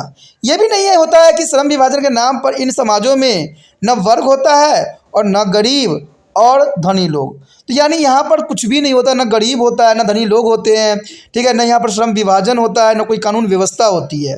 तो ऐसे नहीं होता है कि कुछ लोगों में विशेष अधिकार हो और कुछ ही को नहीं। ये समाज उन समाजों में भिन्न होते हैं जिनके पास कोई केंद्रीय प्राधिकार हो, सरकार हो, कानून व्यवस्था वर्ग हो। राज्य ही समाजों में जो आदिवासी पाए जाते हैं वो है ऑस्ट्रेलिया के मूल निवासी याको और इवो, इजराइल के पूर्व अफ्रीका के मसाई और नानांदी, सूडान के न्यूरेर और सरल समाजों में अफ्रीका के जुलू। इन समाजों में इन सारी व्यवस्था का जो है लोप हो चुकी है। वहाँ पर ऐसी कोई व्यवस्था देखने को नहीं मिलती है। ना तो यहाँ सरकार होती है, ना कोई श्रम विभाजन होता है, ना कोई कानून रूल रेगुलेशन होती है, ना ही यहाँ पे प्रतिस्पर्धा होती है, ना ही कोई गरीब होता है, ना कोई धनी होता है।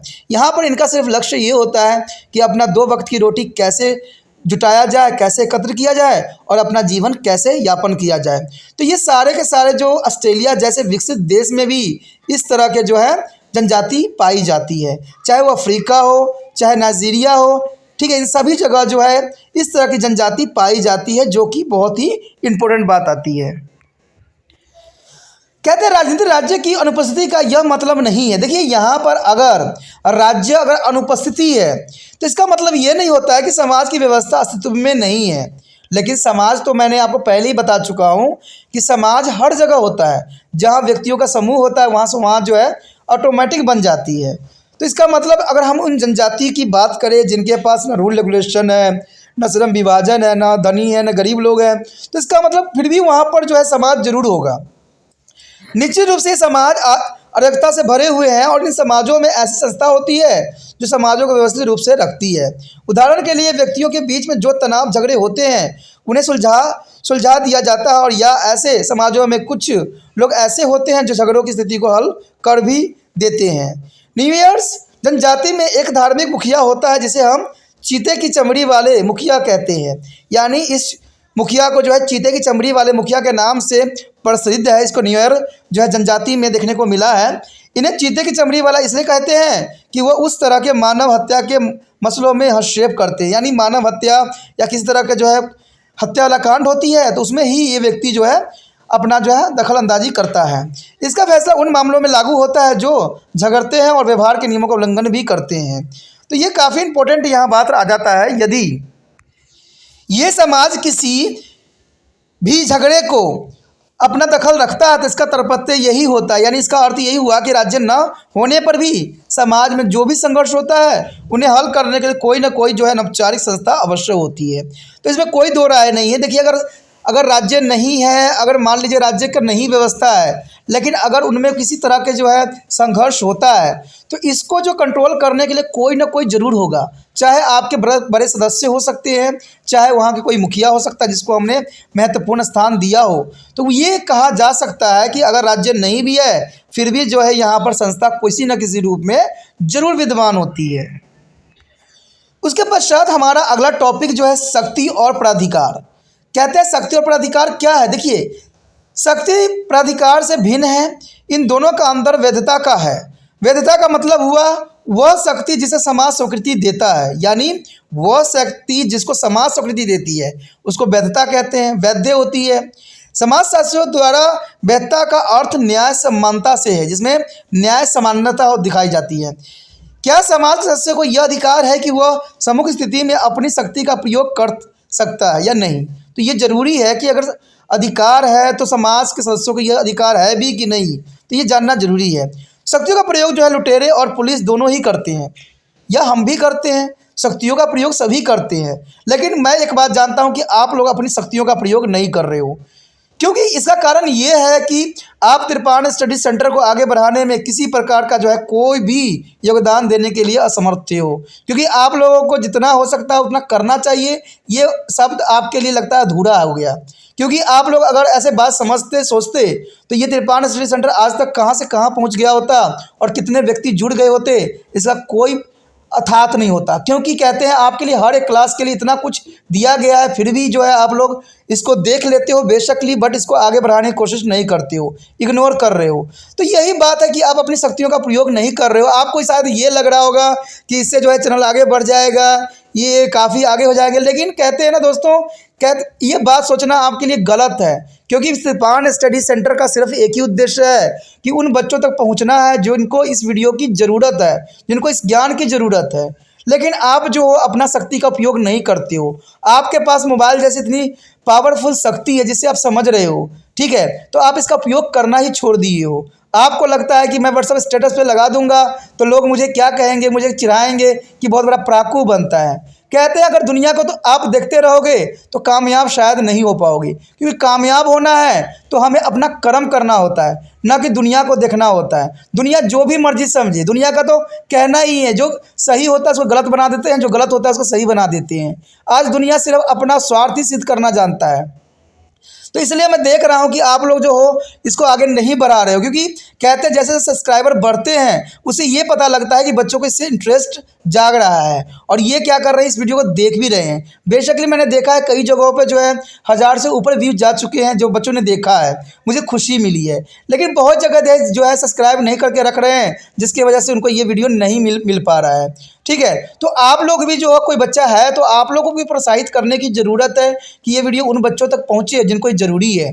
क्योंकि मैंने देखा है कि बीए वाले बच्चे भी, एमए वाले बच्चे भी इसका पूरा उपयोग कर रहे हैं, पूरा देख रहे हैं, लेकिन इस वीडियो को फैलाने की कोशिश नहीं कर रहे हैं। क्योंकि मैंने बीए वाले बहुत से वीडियो में देखे हैं जहाँ व्यू काफ़ी बढ़ चुका है, लेकिन इनका जो है सब्सक्राइबर इसलिए नहीं बढ़ रहा है क्योंकि उनको लगता है कि सब्सक्राइब कर लेने से इनका मोबाइल का मेमोरी बढ़ जाएगा। तो शायद चलिए कोई भी सोच हो, कई भी विचार हो, कहते हैं इंसानों का अगर उद्देश्य अच्छा होता है, सच्चा होता है, तो इसको आज न कल कोई ना कोई ज़रूर ऐसा व्यक्ति मिल जाता है जो इसको बढ़ाने के लिए अग्रसर होगा और सब बच्चे जो है मैं ज़रूर पहुंच पाऊंगा। यही विश्वास के साथ हम आगे चलते हैं। देखिए, शक्ति का प्रयोग लुटेरा भी कर सकता है, पुलिस भी, दोनों भी कर सकते हैं, लेकिन ताकत का प्रयोग वही करता है जो वैध होता है। यानी देखिए, ताकत आप हर जगह उपयोग नहीं कर सकते, ठीक है। ताकत का उपयोग आप उसी समय करोगे जहाँ पर वैध होता है, जहाँ जरूरी है। अगर मान लो आप रास्ते में निकल रहे हो, कोई बच्चा है, आप उसको थप्पड़ मार रहे हो, अपने ताकत का उपयोग कर रहे हो, तो ये वैध नहीं है। वैध तब होगा जब वो बच्चा गलती करता है, अगर आप बात नहीं समझता है तब मारते हो, तो इसको दो लोग जो है इसको वैध कहेंगे कि बच्चा ने बात नहीं माना, गलत काम किया इसलिए हमने मारा। और बेमतलब कि आप मारोगे तो इसको अवैध कहा जाएगा। तो राज्य की इस परिभाषा इसी तरह किया जाता है कि वह शक्ति का प्रयोग करता है वो वैध होता है, क्योंकि शक्ति का जो प्रयोग राज्य कर रहा होता है वो हमारी भलाई के लिए कर रहा होता है और हमारे भलाई के लिए जो है रूल रेगुलेशन यहाँ पर बना रहा होता है। इस भांति राज्य में अपने क्षेत्र में जिस वैध शक्ति का प्रयोग करता है उसे हम प्राधिकार कहते हैं। यानी प्राधिकार तो आप समझ ही गए होंगे कि राज्य में क्षेत्रों में जिस वैध शक्ति का उपयोग, यानी वैध जो जरूरी है, जो अनिवार्य है, अगर उस शक्ति का प्रयोग करता है तो उसे हम प्राधिकार कहते हैं। कहते हैं ऐसी स्थिति में शक्ति का जो है मतलब अधिकार से नहीं होता है, वास्तव में प्राधिकार वह होता है जो वैध शक्ति को काम में लाता है। यानी वैध शक्ति को सदैव ही काम में लाया जाता है। कहना यह चाहिए कि वैध प्राधिकार में जोर वैधता पर होती है निर्धारित, इसे परिभाषित करने में कहना चाहिए कि वह वैध शक्ति है और वह प्राधिकार है। यानी वही वैध शक्ति कहलाएगी, वह वही प्राधिकार कहलाएगी। यहाँ पर आगे देखिए, अगला टॉपिक बहुत इंपॉर्टेंट है कि प्राधिकार के प्रकार क्या है। देखिए, आपने प्राधिकार के विषय में तो समझ ही लिया कि वैद्य शक्ति को कहा जाता है, लेकिन प्राधिकार के प्रकार क्या है, कितने प्रकार के होते हैं। तो हम देखा जाए तो यहाँ प्राधिकार जो है 3 प्रकार से में बांटा गया है। पहला है परंपरागत प्राधिकार, यानी परंपरागत, जो परंपरा चली आ रही है। एक होता है करिश्मा युक्त प्राधिकार, यानी जिसमें कोई अद्भुत बातें बताई जाती है, अद्भुत होती हो, उसे करिश्मा युक्त प्राधिकार कहते हैं। और एक वैधानिक प्राधिकार, जो होना ही होना है, उसको हम बदल नहीं सकते, यानी वैधानिक। कहते हैं परंपरागत समाजों में जो प्राधिकार होता है उसे हम परंपरागत प्राधिकार कहते हैं, यानी जो समाजों में प्राधिकार होते हैं उनको ही कहा गया है परंपरागत, यानी जो एक पीढ़ी से दूसरे पीढ़ी में जो ट्रांसफ़र हो रही होती है तो उसे हम परंपरागत प्राधिकार कहते हैं। सरल समाजों में जो प्राधिकार होते हैं उसे हम परंपरागत प्राधिकार कहते हैं। जटिल समाजों में प्राधिकार को वैधानिक प्राधिकार भी कहते हैं, यानी वैधानिक, जो होना ही होना है। यह भी संभव है कि विभिन्न प्राधिकार किसी भी समाज में एक साथ मिल सकते हैं और एक ही समाज में वंशानुक्रम द्वारा स्थापित राजा भी हो सकता है, उसे हम परंपरागत प्राधिकार कहते हैं। और उसी समाज में चुना हुआ मुख्यमंत्री भी होता है, जो वैधानिक युक्ति प्राधिकार होता है। यानी कहा जाए कोई विधानिक है, यानी आपने क्या किया, जो हमारा विधान है कि मुख्यमंत्री के जो होता है, किसी भी राज्य का मुख्यमंत्री होता है और काम उसको करना होता है, तो ये प्राधिकार है, ये होना ही होना है, ये वैधानिक है, ये होना ही होना है। तो ये जो है वैधानिक के अंतर्गत आ जाता है।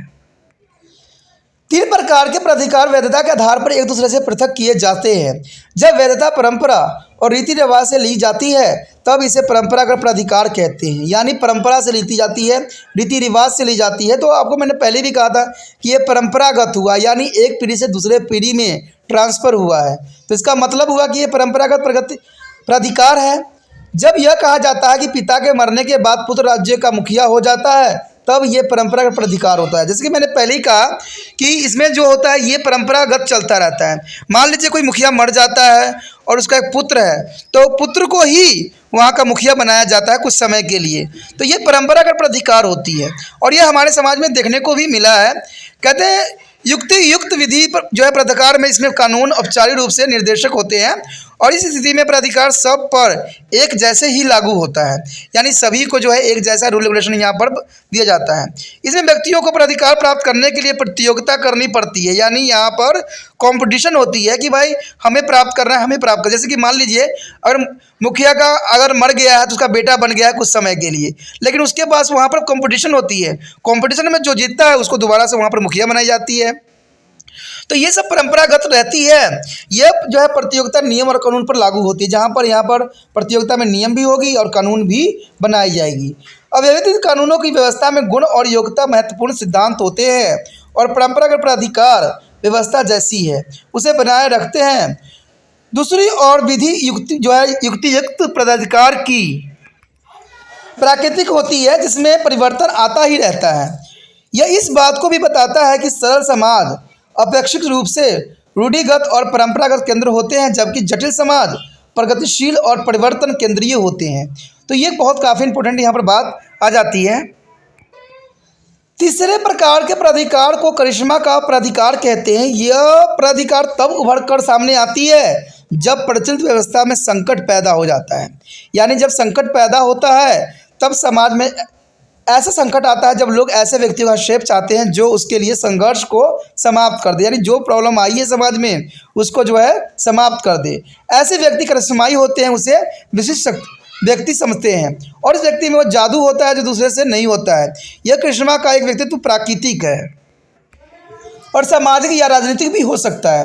देखिए सिंपल से अगर बात में हम देखें तो मान लीजिए हमारे समाज में कोई प्रॉब्लम आई, कोई मुसीबत आया है, अगर वो राजनीतिक सदस्य हो, सामाजिक सदस्य हो या कोई प्राकृतिक व्यक्ति हो जो उन प्रॉब्लमों को जो है संकटों को दूर कर दे, तो उसे करिश्माई शक्ति कहा जाता है, करिश्माई व्यक्तित्व कहा जाता है, करिश्माई प्राधिकार कहा जाता है। क्योंकि किसी व्यक्ति से ये नहीं सुधर सका, लेकिन उसके आने से ये चीज़ें जो है सुधर गई है, सही रूल रेगुलेशन पे आ गया है, तो उसको हम करिश्माई व्यक्ति के रूप में या करिश्माई प्राधिकार के रूप में ले सकते हैं।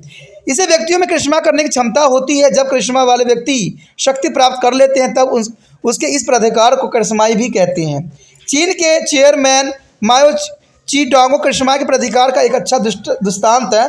करिश्मा के व्यक्ति के लिए वह जरूरी नहीं है कि उसके पास कोई शक्ति हो, वह शक्ति के पहुंच के बाहर भी रहता है। इसका बहुत अच्छा दृष्टांत यह है कि महात्मा गांधी जी के पास कोई प्राधिकार नहीं था और इसलिए हम उनको करिश्माई नेता और करिश्माई प्राधिकार का अंतर करना चाहते हैं। ये इसलिए भी है कि करिश्माई नेता संघर्ष और जो सुलझा तो देते हैं, लेकिन फिर भी वह प्राधिकार नहीं होता है। यानी सिंपल से लैंग्वेज में देखा जाए तो आपको पता है कि महात्मा गांधी एक साधारण व्यक्ति थे, लेकिन उनके संघर्ष नीति, उनके संघर्ष विचारधाराओं के वजह से अंग्रेज को जो है यहाँ से भागना पड़ा, यहाँ इस देश को छोड़ना पड़ा। तो आप कह सकते हो कि वो भी एक करिश्माई व्यक्ति थे। कहते हैं करिश्माई व्यक्ति का मतलब ये नहीं होता कि आपके पास कोई नेचुरली पावर हो जिससे आप कर सको। आप अपने व्यक्तित्व से भी जो है समाज में कुछ बदलाव ला सकते हो, तो उसे ही करिश्माई शक्ति कहा जाता है। हमारा जो अगला टॉपिक है जो बहुत ही महत्वपूर्ण है, धर्म। धर्म की परिभाषा। देखिए धर्म और धर्म की परिभाषा। धर्म क्या है, धर्म हमें क्यों जरूरी है, धर्म से हमें क्या प्राप्त होती है, तो ये सारी बातें जो है हम आज करेंगे और जानेंगे कि धर्म की सही परिभाषा क्या है और धर्म हमें क्या बताती है और धर्म हमें क्या सिखाती है। कहते हैं पहले हमने कहा है कि दुनिया में कोई भी ऐसा समाज नहीं है जिसमें किसी न किसी रूप में धर्म नहीं होता हो। यह सतत प्रयत्न रहा है कि विभिन्न समय और समाजों में राजनीतिक नेताओं ने ऐसे समाज को बनाने की कोशिश भी की है जहां धर्म न हो। ठीक है, देखिए धर्म न हो, लेकिन धर्म कहते हैं जहां व्यक्ति है वहां धर्म जरूर है। क्योंकि हम कह देते हैं ना कि आपका ये धर्म था, कोई गलत काम कर रहे होते हैं तो हम कहते हैं ये आपका धर्म नहीं है। तो धर्म तो है, हर जगह है, जहाँ समाज है, जहाँ व्यक्ति है वहाँ धर्म है। लेकिन ये सब जो है प्रयास असफल रहे हैं और दुनिया के समाजों में धर्म ने अपनी निरंतरता बनाए रखी है। देखिए बहुत से राजनीतिक नेताओं ने ऐसा समाज बनाने की कोशिश किया है जहाँ पर धर्म न हो, लेकिन ऐसा नहीं हुआ है, वो असफल रह गए हैं। क्योंकि धर्म तो है हमारे दिलों से उत्पन्न होती है, ना कि समाजों में रहती है। क्योंकि हमारा अच्छे कर्म ही धर्म कहलाता है और बुरे कर्म अधर्म कहलाता है, जो कि आप भी जानते हो और आप भी समझते हो। तो धर्म केवल सार्वभौमिक नहीं है, लेकिन इसे आधुनिक समाज को एक ताकतवर शक्ति के रूप में स्वीकार किया गया है। आज धर्म सार्वभौमिक नहीं है, फिर भी आधुनिक समाज में इसको जो है राजनीतिक नेताओं ने इसको बहुत बड़ा हथियार के रूप में लिया है। उनका विचार यही है कि धर्म पे हम राजनीति करेंगे और अपना जो है उल्लू सीधा करेंगे। तो ये राजनीतिक नेताओं का सबसे बड़ा जो है तकिया कलाम वर्ड बन गया है और वो धर्म पे ही सदैव चोट करते हैं, क्योंकि उनको लगता है कि धर्म से ही जो है उनको जीत हासिल हो सकती है और जीतने का जो है धर्म ही माध्यम बन सकता है। लेकिन शायद उनको ये नहीं पता है कि जिस दिन जो है आम जनता को ये बात पता लग जाए कि हमारा अच्छा कर्म ही हमारा धर्म है, उस दिन कभी भी राजनीतिक नेता हमें मूर्ख नहीं बना पाएंगे और न हमें धर्म के नाम पे दंगा फसाद कर पाएंगे। धर्म एक या अधिक जो है आध्यात्मिक शक्ति में विश्वास दिलाता है। देखिए धर्म एक अधिक आध्यात्मिक शक्ति में विश्वास दिलाता है और यह विश्वास और कर्म कांड समाज रूप से महत्वपूर्ण है। 19वीं शताब्दी के अंतिम भाग में लोगों का मानना था कि धर्म और कुछ न होकर विश्वास और व्यवहार का एक बुलंद है, यानी पुलिंदा है। देखा जाए तो धर्म कहते हैं कि विश्वास व्यवहार का पुलिंदा है, तो इसमें कोई गलत बात नहीं होता है, क्योंकि धर्म का मतलब विश्वास और व्यवहार ही है जो हमें करना होता है और इसे पुलिंदा का नाम भी दिया गया है। विश्वास और व्यवहार में क्या होता है, यह एक जो है विवादित मुद्दा है, क्योंकि व्यवहार और विश्वास क्या है, हम किस पे विश्वास करें और हम कैसा व्यवहार करें। इस प्रश्न का बहुत बड़ा जो है प्रश्न चिन्ह लग चुका है कि हम विश्वास किस पे करें, उस पे करें जो हमें बर्बाद कर रहे हैं, या उस पे क्या व्यवहार करें। तो विश्वास कहते हैं बहुत बड़ी चीज़ होता है और विश्वास जो व्यक्ति एक बार तोड़ देता है शायद विश्वास कभी भी जुड़ नहीं पाता है। ठीक है, और हमारा जो है उसी प्रति जो है उसका व्यवहार चेंज हो जाता है। मान लीजिए कोई आपका विश्वास तोड़ देता है, तो क्या आपका व्यवहार उसके प्रति चेंज नहीं होगा? 100% होगा। जो आपका प्यारा था वो भी आपका दुश्मन बन के खड़ा हो जाएगा। तो यही तो कहते हैं विश्वास बहुत बड़ी चीज़ होती है। धर्म के आध्यात्मिक प्रभावशाली व्यवस्था है कि इसमें विश्वास और व्यवहार वस्तु और विचारों से जुड़े हुए होते हैं। जिसे लोग पवित्र कहते हैं और पवित्र वस्तु वे हैं जो सामान्यतः वर्जित वस्तुओं से भिन्न होते हैं। इस संदर्भ को जो है प्रसिद्ध समाजशास्त्री इमाम दुर्खमी ने भी रखा था और उसने भी इस बात को साफ शब्दों में कहने की कोशिश भी किया था। ठीक है, कि धर्म जो होती है हमें अच्छी बातें बताती है, वो शुद्ध होती है और जो वर्जित चीज़ें होती है उसको करने से रोकती है। यानी देखा जाए तो इमाम दुर्खिम ने साफ शब्दों में कहा था कि धर्म एक पवित्र चीज़ है जिसको हमें पवित्रता से निभाना होता है और उस पर हमें विश्वास कराना सिखाता है। तो इसमें कोई गलत नहीं है कि धर्म हमें विश्वास कराना सिखाता है और अच्छे रास्तों पे ले जाना इसका परम धर्म माना जाता है। पवित्रता की विचारधारा सार्वभौमिक होती है, यानी जिन व्यक्तियों के पास विचारधारा जो है पवित्रता का है वो सदैव सार्वभौमिक होते हैं। कुछ धर्म जैसे कि धर्म, बौद्ध धर्म, कन्फ्यूशियस धर्म, जैन धर्म ऐसे हैं जिनमें ईश्वर या परमात्मा की अवधारणा नहीं है। यानी ये सारे के सारे धर्म जो हैं जिसमें ईश्वर नहीं है, इसमें जो है ईश्वर के जो है भेजे हुए दूत थे, यानी कहा जाए तो मैसेंजर ऑफ गॉड थे। ये होते हैं भी इन धर्मों में पवित्र वस्तु की अवधारणा अवश्य है। बौद्ध धर्म उदाहरण के लिए 4 महान सत्य की चर्चा करते हैं। ये 4 महान सत्य जो है दुनिया दुख से भरा हुआ है। दुख का कारण मनुष्य की इच्छाएं हैं। हमें अपने आप को इच्छाओं की अवस्था से मुक्त करके रखना चाहिए और मनुष्य को एक ईमानदार व्यक्ति की तरह मोक्ष प्राप्त करने का प्रयास सदैव करना चाहिए।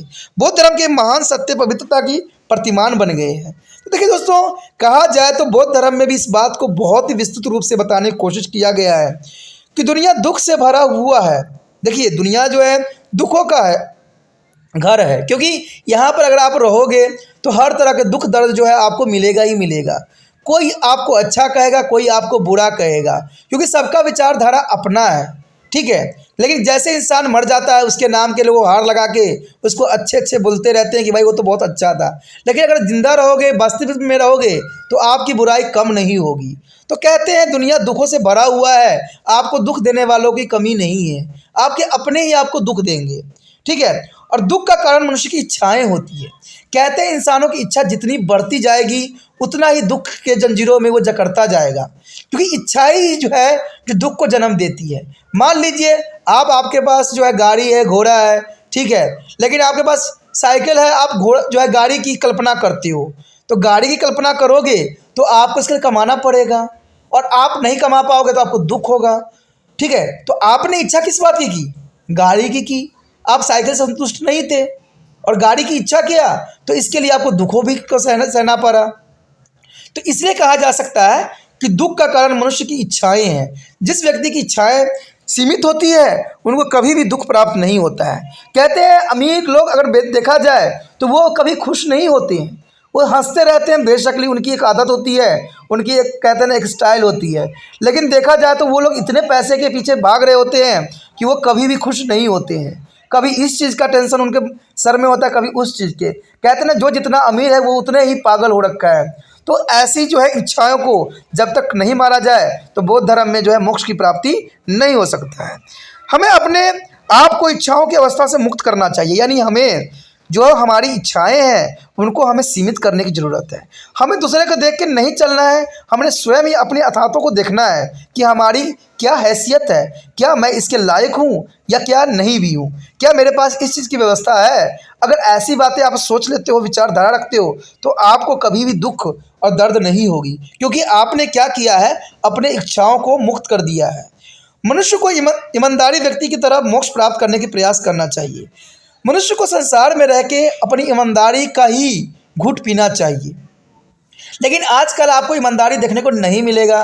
कहते हैं जब लोग कोई मुसीबत में पड़ जाते हैं तो यही बात कहते हैं, हम तो बहुत ईमानदार थे, हम तो बहुत अच्छे थे।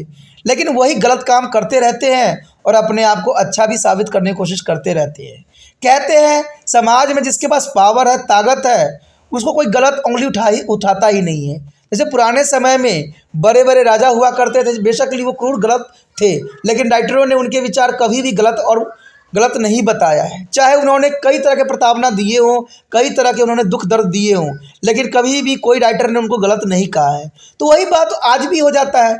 जिनके पास पैसा, धन, कोई नॉलेज है, उनके साथ पूरा दुनिया भरा साथ लेकर चल रहा है, चाहे वो गलत क्यों ना हो। आपने देखा होगा कि कोई भी डॉक्टर होता है, मरीज को बेशक वो ठीक नहीं करता है और बहुत ही पैसा खा जाता है। वो व्यक्ति जो है सबके सामने उसको कोसता रहता है कि भाई अच्छा डॉक्टर नहीं है, दवाई नहीं देता ढंग का, बेकार है, लेकिन कभी डॉक्टर के मुंह पे नहीं बोलता है। तो यही तो बात है, क्योंकि उसको पता है कि अगर बोलूँगा तो कुछ उल्टा पुल्टा कहीं कर ना दे। तो ये डर है भी है। तो यही सब कहते हैं कि मनुष्य ईमानदार की तरह रहे तभी जाकर उसको मोक्ष प्राप्त होगा। और बौद्ध धर्म में महान सत्य पवित्र की प्रतिमान इसको बनाया गया है। तो ये 4 जो रूल है कहते हैं बौद्ध धर्म का जो है 4 स्तंभ के रूप में लिया गया है। उसके पश्चात हमारा आता है सबसे इम्पोर्टेंट टॉपिक, धर्म के प्रकार यानी टाइप्स ऑफ रिलीजन। कहते हैं हमने आरंभ में देखा है कि धर्म जो है सार्वभौमिक रूप से पाया जाता है, यानी धर्म जो है हर जगह पाया जाता है, चाहे नीच समाज हो या उच्च समाज हो।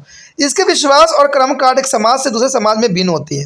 लेकिन यहाँ पर अगर कर्मकांड की बात करें तो धर्म को मानने वाले, धर्म के जो है करने वाले, उनके कर्मकांड जो होते हैं भिन्न भिन्न होते हैं। सरल समाजों में सामान्य एक महत्वपूर्ण जो है प्रति आकृति शक्तियाँ होती है।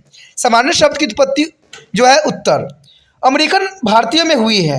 इसमें प्रति प्राकृतिक शक्ति आ जाती है तथा ये समावेश या अवेश की स्थिति में यह व्यक्ति संपूर्ण समाज में भविष्य में होने वाली घटनाओं की भविष्यवाणी भी करता है।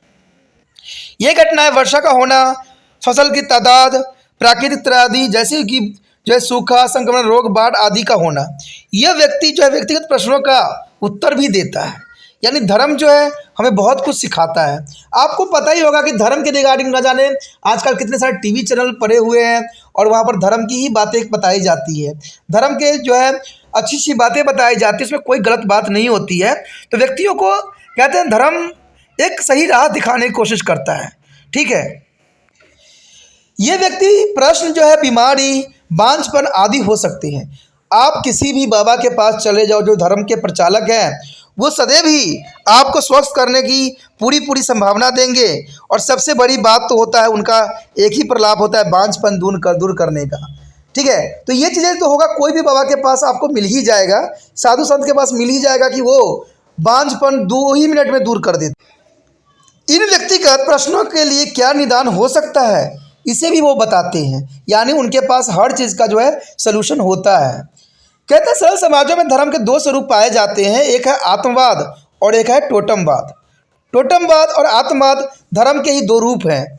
ठीक है, आत्मवाद आत्मा के अस्तित्व में विश्वास द्वारा परिभाषित किया जाता है, जिसमें आत्मा को हम लेते हैं कि आत्मा होती है और इसी विश्वास के साथ हम इसको लेके भी चलते हैं। मनुष्य की आत्मा अत्यधिक जो है सातवर्ध प्लास्टिक है और यह शरीर के किसी भी भाग में अपना छिद्र बना सकता है। यानी यही बात वास्तविकता में आती है कि मनुष्य की आत्मा अत्यधिक जो है अधातवर्ध है और प्लास्टिक का है, यानी कहीं भी ये अपना छिद्र बना सकता है। तो इसको आत्मवाद के रूप में लिया जाता है। लोगों का विश्वास है कि उनके पूर्वजों की आत्माएं और जानवर इस संसार में निवास करते हैं। बहुत से पुरातन विचारधारा है कि आत्माएं होती है और उनके पूर्वजों की आत्मा जो है और वो जानवरों इस संसार में निवास भी करते हैं, जानवरों के रूप में इस संसार में निवास भी करते हैं। कई व्यक्ति ये भी कहते हैं कि हम जो है 24 योजन जो है के बाद हमें मनुष्य शरीर मिलती है। तो देखिए धर्म के प्रति बहुत ही सबका विचारधारा अलग अलग होता है, सबका अपना विचारधारा है, तो इस बात के इसमें 2 राय नहीं है। कहते हैं ये आत्माएं लाभदायक है या हानिकारक और मनुष्य के अस्तित्व के कई प्रकार से प्रभावित भी करते हैं। तो ये तो जनरली देखने को मिला है। अगर आप कोई जादू टोना के पास जाओगे तो वो हर जगह जो है आत्माओं का लाभदायक या हानि बताता ही है। लेकिन देखा जाए तो मनुष्य के अस्तित्व के कई प्रकार के प्रभावित भी करता है। यानी आपने देखा ही होगा जनरली आपके संसार में भी आत्माओं का जो है विशेष रूप देखने को मिला होगा। कहते टोटम का उद्भव उत्तरी अमेरिका में आदिवासियों में हुआ था। जो आदिवासी थे अमेरिका के, वो टोटम पे बहुत ही विश्वास करते थे और उसी के रिगार्डिंग जो है अपना सारा कर्मकांड किया करते थे। टोटमवाद का विश्वास है कि एक समय ऐसा था जब पौधे, जानवरों और अन्य बेजान वस्तुओं ने गोत्र को स्थापित किया था। तो इसमें टोटम के अंतर्गत ये विश्वास किया गया था कि पौधे, जानवरों और अन्य बेजान वस्तुओं में यानी जो निर्जीव हैं उनमें गोत्र की स्थापना किया गया था। इस कारण लोगों ने इन पौधे और जानवरों के साथ विशेष कर्मकांड संबंध होने लगे। यानी तब से लोगों ने पेड़ पौधों के साथ कर्मकांड करना शुरू कर दिया। लोगों का विश्वास है कि यदि वे अपने टोटम की पूजा करते हैं तब उनकी इच्छाओं की पूर्ति हो जाता है। और जनरली ये आज अगर से देखोगे ग्रामीण समाज में भी टोटम देखने को मिलता है, हर क्षेत्र में आपको देखने को मिलेगा, क्योंकि हम लोग भी जो है इस सब चीज़ों में जो है बंधे हुए हैं और इससे हम अलग नहीं हो सकते। उपरोक्त तथ्यों के अतिरिक्त कुछ सरल समाज इस बात में विश्वास करते हैं कि कुछ अवैध शक्तियाँ होती है, यानी अवैध युक्त शक्तियाँ होती है जिसके अपने कानून होते हैं और जो मनुष्य के भाग्य के विभिन्न प्रकारों को प्रभावित करती है।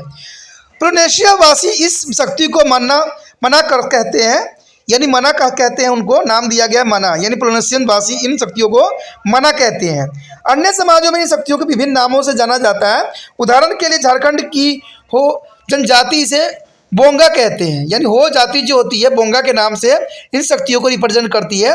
कुछ साधारण समाजों में धार्मिक विश्वास बहुत अधिक जटिल होते हैं, लेकिन इन जनजातियों का एक ईश्वर में विश्वास नहीं होता है।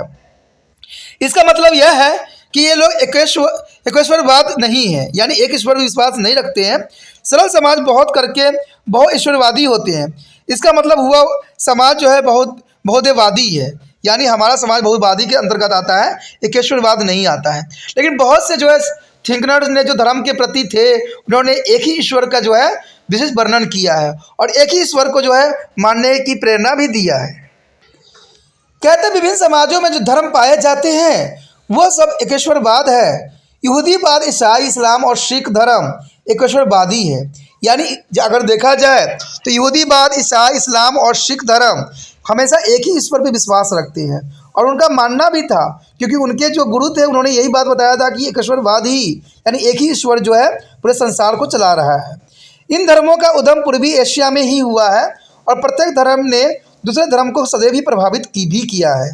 इन तीनों धर्मों में यहूदी धर्म ईसा पूर्व जो है 1000 वर्ष पहले हुआ था, यानी इसका देखा जाए तो 1000 पहले जो था यहूदी धर्म ईसा का जो है स्टार्ट हुआ था।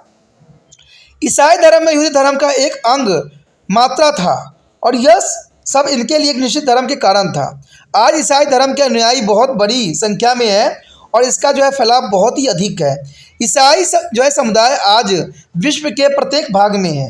ईसाई धर्म के बाद विश्व का बहुत बड़ा जो है धर्म इस्लाम है तथा इसकी केंद्रीय जो है बसावट उत्तर और पूर्वी अफ्रीका एवं मध्य पूर्व, दक्षिण पूर्वी एशिया और भारतीय उपमहाद्वीप में भी है। तो ये देखा जाए ईसाई धर्म के आज जो मानने वाले हैं हर क्षेत्र में, हर जगह पर जो है सुचारू रूप से उपलब्ध भी है। कहते हैं सिख धर्म का उद्गम भी भारत में हुआ है। यह धर्म पुरोहित वर्ग के अंधविश्वास के कारण हुआ। हिंदू धर्म सबसे पुराना धर्म है और इसके मुख्य विश्वास आज से कोई 6000 वर्ष पूर्व के हैं। यह धर्म एकेश्वरवाद और बहुवादवाद को मानते हैं और इस बात पर विश्वास करके कि ईश्वर एक है और उसमें एकता है। यह भी माना जाता है कि हिंदू में ईश्वर की विभिन्नता है और इस विभिन्नताओं के कई स्वरूप देखा जा सकता है। ये स्वरूप पशु, पौधे, मनुष्य और बेजान और मिथकीय वस्तुओं में भी पाए जाते हैं। यानी हिंदू धर्म में हर चीज़ों को जो है ईश्वरवादी रूप में देखा जा सकता है। ठीक है, कहते हैं हिंदू लोग पशुओं को भी पूजा करते हैं, पौधों को भी करते हैं, मनुष्यों को भी कहते हैं और बेजान चीज़ों को भी अपने इष्ट के रूप में पूजते हैं। दक्षिण के धर्मों को नैतिक धर्म जैसे कि बौद्ध धर्म, कन्फ्यूशियस धर्म, टोइज्म कहते हैं। प्रत्येक धर्म में एकाधिकार ईश्वर के लिए कोई अवधारणा नहीं है। ये धर्म नैतिक सिद्धांतों पर जोर देते हैं और ऐसे धर्म जिनका भारत की भूमि से उद्गम हुआ है और जो मुख्य रूप से भारत में विकसित भी हुए हैं वो है जैन और सिख धर्म। उसके पश्चात है धार्मिक संगठनों के प्रकार। अब देखिए हमारा ये बहुत ही इंपॉर्टेंट टॉपिक आया है कि धार्मिक संगठन कौन कौन से हैं, उसे कितने प्रकार हैं। तो ये बहुत काफ़ी इंटरेस्टिंग टॉपिक रहेगा कि धार्मिक संगठन के प्रकार क्या है। प्रत्येक धर्म के जो है अनुयायी का एक समुदाय जरूर होता है जिसकी भागीदारी विभिन्न धार्मिक संगठनों से होती है। ऐसे संगठन चर्च या पंथ है। इन समुदाय के लिए चर्च एक बहुत बड़ा जो है सुस्थापित धार्मिक संगठन माना जाता है। संगठन का तात्पर्य किसी भी धर्म से है और अनिवार्य रूप से ईसाई संगठन के लिए भी हो ऐसा नहीं है, यानी सभी धर्मों से है। सिर्फ आप ईसाई धर्म को हम लेके नहीं चल सकते हैं। सभी जो धार्मिक संगठन होते हैं सबके पास अपना अपना संगठन होते हैं जहाँ से वो सारे क्रियाकलाप भी करते हैं। सामान्यतः चर्च एक जो है औपचारिक नौकरशाही संरचना है। इसमें अधिकारियों का एक सोपन होता है और इन अधिकारियों के सोपन में विचारकीय और प्रकार्य होते हैं। यह संरचना अपने आप को सामाजिक मूल्य और जिस समाज में वे होते हैं उसे अपना लेते हैं। इसमें कोई दो धारा नहीं है। इसमें कहते हैं जिस समाज में हम रहते हैं, जिस समाज की हम मूल्य रखते हैं, उन्हीं समाज के जो विचारधाराओं को भी हम अपना लेते हैं। अक्सर ये संगठन प्रचलित सामाजिक व्यवस्था को ही सही बताता है, यानी जो पुराने समय में जो रूल रेगुलेशन बनाई गई थी, इनको ही वो लोग सही बनाते हैं। ऐसा इसलिए भी होता है कि यह संस्था धर्म के रूढ़वादी तथा तथ्यों को मानते हैं, यानी जो पहले रूल रेगुलेशन बना दिया गया उन्हीं रूल रेगुलेशन को जो है वो सच्चा मानते हैं और उसी पे भी चलते हैं। कहते हैं समाज जब चर्च के नियम जो है उपनियम को स्वीकार करता है, तब कई बार इसके विरोध भी पैदा हो जाती है। यह जो है खिलाफत करने वाले कहते हैं कि चर्च ने अपने समाज मूल्य को अपना रखा है, जिनकी निंदा भी होनी चाहिए। वो ये भी कहते हैं कि चर्च ने अपने सही रास्तों खो दिया है। यह भी आलोचना की जाती है कि चर्च अपने आंदोलन को आगे नहीं बढ़ाता है, और कुछ लोग ऐसे हैं जो चर्च को एक सुदृढ़ समूह की तरह संगठित नहीं करते हैं। देखिए, ये सबकी अपनी अपनी विचारधारा है। कहते हैं हर धर्म की जो है अपना आगे बढ़ाने का पुण्य अधिकार है। इस तरह का समूह जो चर्च का विरोध करता है और नई विचारधाराओं को भी देता है, उसे पंथ कहते हैं। यानी नए विचार को देने वाले को हम सदैव क्या कहते हैं? पंथ कहते हैं। चर्च को जो प्रतिबंधित रूप से मानने वाले होते हैं, उनका स्वरूप छोटा होता है, और ये छोटा समूह अपने इर्द गिर्द के समूहों का काफ़ी प्रभावित भी करते हैं। भारत में आर्य समाज हिंदू समाज के एक पंथ का अच्छा उदाहरण प्रस्तुत करता है। इसी तरह हमारे यहाँ ईसाई धर्म के संदर्भ में कलम्बियनिस्ट और मेथोडिस्ट दो पंथ होते हैं। ये भी इस बात को बताते हैं कि इनको मानने वाले समूह छोटे आकार के ही हैं। एक समय ऐसा भी आता है जबकि एक पंथ अपनी सक्रिय विरोध विचारधारा छोड़ देता है। वह उस समाज को अपना लेता है जिसमें वह तत्व पाए जाते हैं। इसका कारण यह है कि विरोध करने वाले पंथ को अपने अस्तित्व को बनाए रखने के लिए प्रयास सदैव करना ही पड़ता है, क्योंकि जब तक ये जुड़ेंगे नहीं तब तक उनको सही ज्ञान प्राप्त नहीं होगा और सही जो है सिलेबस वाइज वो नहीं चल पाएंगे। कहते हैं, मैं जानता हूँ जो बच्चे देख रहे हैं वो अपने इग्नोर कर देते हैं, वो आगे बढ़ाने के लिए कोई भी प्रयत्न नहीं करते हैं, जो सही भी नहीं है और सुचारू रूप से चलने के लिए भी ज़रूरी नहीं है। कहते हैं ऐसे करके वो सिर्फ अपना ही नुकसान कर रहे हैं, क्योंकि जो मैं आगे उनके लिए वीडियो और बनाने वाला हूँ शायद होने वाले समय में बंद भी कर दूँ, क्योंकि कहते हैं जब दूसरे बच्चे तक पहुँचने में इतना कठिनाई का सामना करना पड़ रहा है। क्योंकि कारण दोस्तों यही है, सबसे बड़ा कारण यहाँ पर यही बनता है कि तिरपान स्टडी सेंटर जो है जल्दी रिसर्च में नहीं आता है। कहते हैं आप कोई भी टॉपिक रिसर्च करोगे तो जो पुराने हैं उनके ही टॉपिक आते हैं, ठीक है, और फिर बच्चों को ये लगता है कि इसमें शायद एक ही वीडियो रहा हो, एक ही वीडियो उनको मिला हो, लेकिन उनको शायद पता नहीं है कि यहाँ पर बहुत सी वीडियो है नए बच्चों के लिए, ठीक है, चाहे बीए के बच्चे के लिए, चाहे 10वीं 11वीं सभी बच्चों के लिए भरमार है। सिर्फ आप लोगों को इसको इसलिए आपको ये प्राप्त नहीं होता है क्योंकि आप इसको सब्सक्राइब करके नहीं रखते हो। चैनल जब तक आप सेव करके नहीं रखोगे, जिसमें जो आपका नोटिफिकेशन मिलता है वो आपको समय पर प्राप्त नहीं होता है, जिसकी वजह से आप जो हो इस चीज़ों को देखने से जो है वंचित रह जाती हो। इसलिए आपको भी यहाँ पर सदैव कोशिश करते रहना चाहिए कि मैं जो है चैनल को यहाँ पर सेव करके रख लूँ, और सेव करने के लिए आपको सब्सक्राइब करना ही पड़ेगा, ठीक है। कहते हैं अगर आपको अच्छा लग रहा है तो सब्सक्राइब करके रख लेने में कोई बुराई नहीं है, क्योंकि हो सकता है कि समय समय पर आपको ऐसे ऐसे वीडियो प्राप्त हो जो आपके लिए फ़ायदेमंद हो और आपको अच्छे मार्क्स प्राप्त करने के लिए सही हो। क्योंकि आपको पता है कि तिरपान स्टडी सेंटर जो है ऐसे शब्द को समझाते हैं, साथ में इसको डिस्प्ले भी करते हैं। क्योंकि मैं सिर्फ आपके समक्ष नहीं आके इसलिए मैं नहीं आना चाहता क्योंकि मैं अपना कहते हैं मुझे देख के आप क्या करोगे, आपको तो ज्ञान प्राप्त करना है, और ज्ञान जो होता है शब्दों को ही कहते हैं, और शब्द अगर आपको दिख रहा है तो आप उसको नोट डाउन भी कर सकते हो और उसको समझ भी सकते हो, ठीक है। तो ये सारी बातें ज़रूरी होता है। तो हो सकता है तो जितना हो सके दोस्तों इसको शेयर कीजिए और सब्सक्राइब करने के लिए बच्चों को ज़रूर प्रोत्साहित कीजिए, क्योंकि आप ही हो जो इसको आगे बढ़ा सकती हो, ठीक है। तो इसलिए हर एक जो है व्यक्ति इसमें सदैव ही प्रयास करता है, और ऐसा भी होता है कि जब इस नए पंथ की सदस्यता घटने लगती है तो वास्तव में एक पंथ चर्च का अंग बन जाता है। तो देखिए यहाँ पर भी अगर घटने लगता है तो दूसरे को जो है अंग बना दिया जाता है जिसको वह छोड़कर आया था। एक पंथ का विरोध करने में ठंडा पड़ जाता है तब वह धीरे धीरे विरोध के छोड़ देता है। यानी यही बात हुआ ना कि जो बार बार विरोध कर रहा है अगर उसको कोई देखने वाला नहीं, समझने वाला नहीं है तो वो भी जो है अपना विरोध के विचार जो है सदैव के लिए त्याग देता है। एक दूसरे प्रकार के धार्मिक संगठन भी है जिसे संप्रदाय कहते हैं। कुछ अर्थों में पंथ संप्रदाय की तरह ही होता है और इस कारण यह है कि पंथ और संप्रदाय दोनों ही व्यक्तियों के नेतृत्व के कारण ही बनते हैं, लेकिन पंथ और संप्रदाय दोनों ही बाहर के समाजों को मूल्यों को छोड़ देते हैं। यानी जो बाहर के जो मूल्य होता है उनको दोनों के दोनों जो होते हैं दोस्तों छोड़ देता है। लेकिन पंथ की तुलना में संप्रदाय के संगठन की पकड़ थोड़ा सा कमजोर होती है।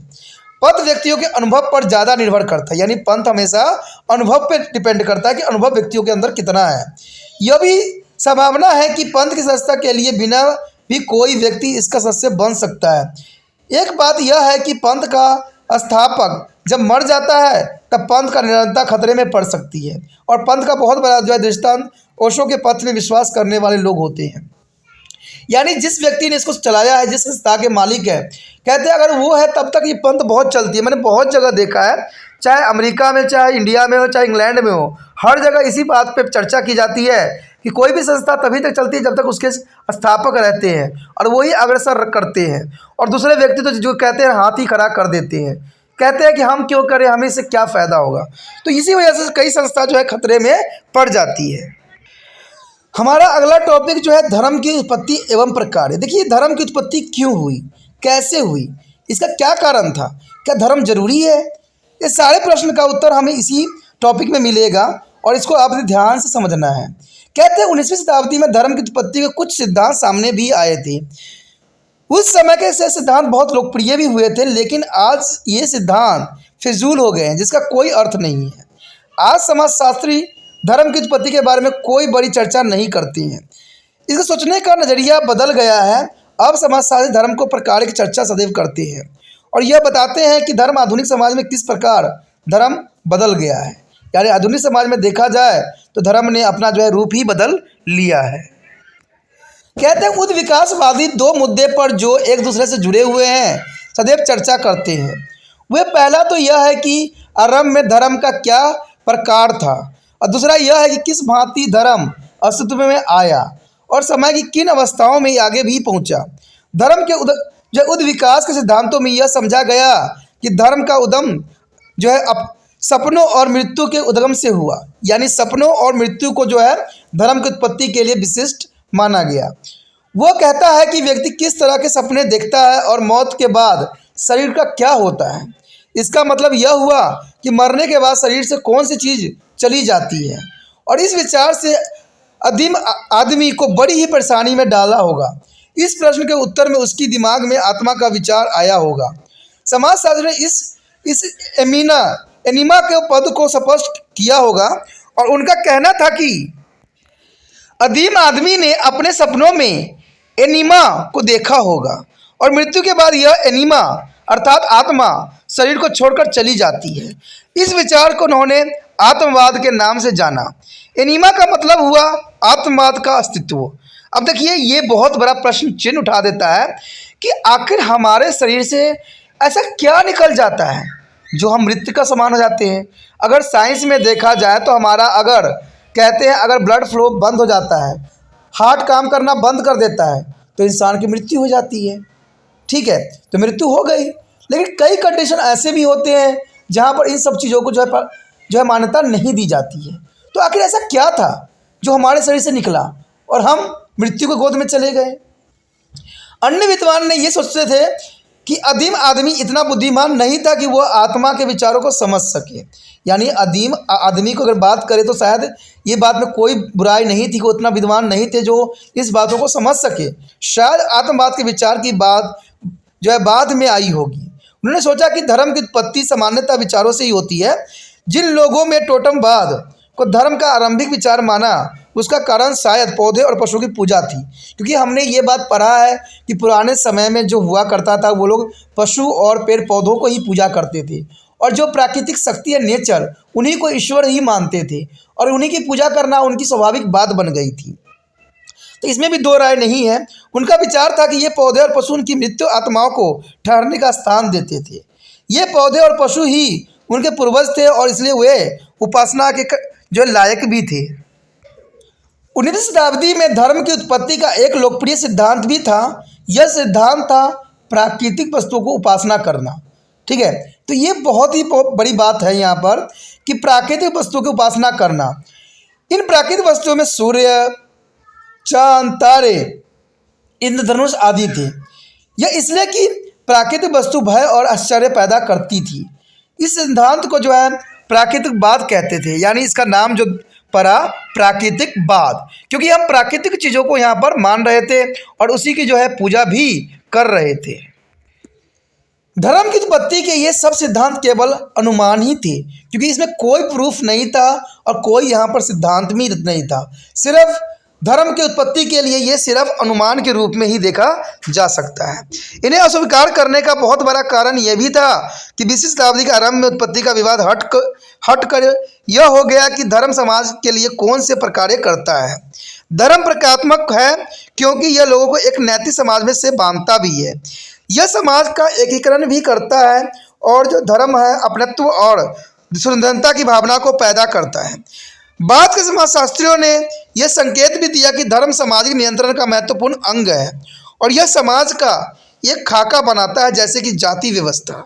जाति व्यवस्था का आधार हिंदू धर्म ही माना गया था। यद्यपि यह सिद्धांत आज भी आदर की दृष्टि से देखा जाता है, समाजशास्त्रियों का कहना है कि इस सिद्धांत को उन समाजों पर लागू किया जाता है जिनमें एक ही धर्म होता है। यह संभव है कि धर्म जो है सामाजिक एकता को लाता है, लेकिन ऐसे समाज जहाँ दो या दो से अधिक प्रकार के धर्म होते हैं उनमें एकता नहीं होती है।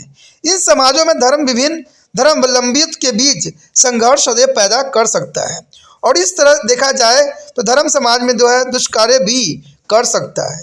तो कहते हैं धर्म को जो है जो मानता है जिस रूप में, धर्म उसी रूप में उसको प्रभाव भी डालता है। कहते हैं धर्म सदैव हमें अच्छी राह दिखाता है। ठीक है, धर्म में ऐसा कहीं भी नहीं लिखा है कि हम गलत राहों पे चले, क्योंकि सदैव मानव जीवन पे इसका गलत प्रभाव कभी नहीं पड़ना चाहिए।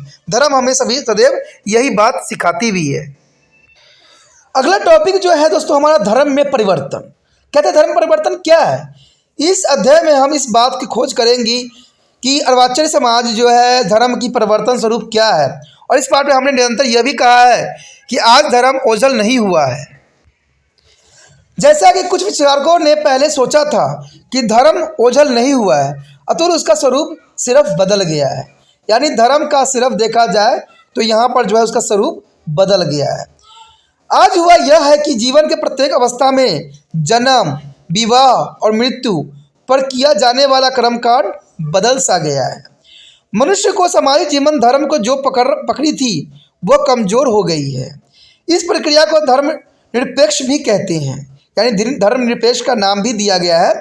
यह धर्म निरपेक्षता की प्रक्रिया पर सारे विश्व में देखने को हमें मिलता है। यानी ये जो है प्रक्रिया सारे विश्व में आपको देखने को मिल सकता है।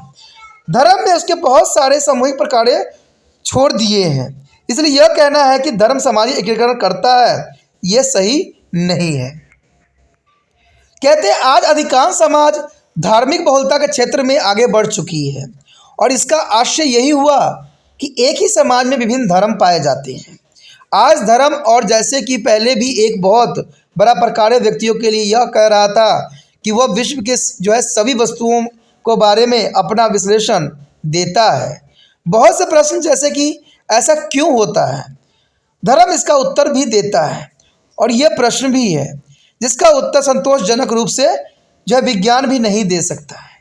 धर्म सार्वभौमिक क्यों है, इसका उत्तर इसमें है कि एक व्यक्ति अपने जीवन के बारे में उठाता है या जो भी जो है दुर्घटना और प्रध्यक्षता स्थापित होती है उसका जवाब धर्म ही दे सकता है। लेकिन हमें यह कहकर निष्कर्ष नहीं निकालना चाहिए कि धर्म सभी समाजों में सभी तत्वों में प्रकारात्मक है। वास्तविकता यह है कि राजनीतिकरण के लिए यह सबसे अधिक असंवेदनशील है।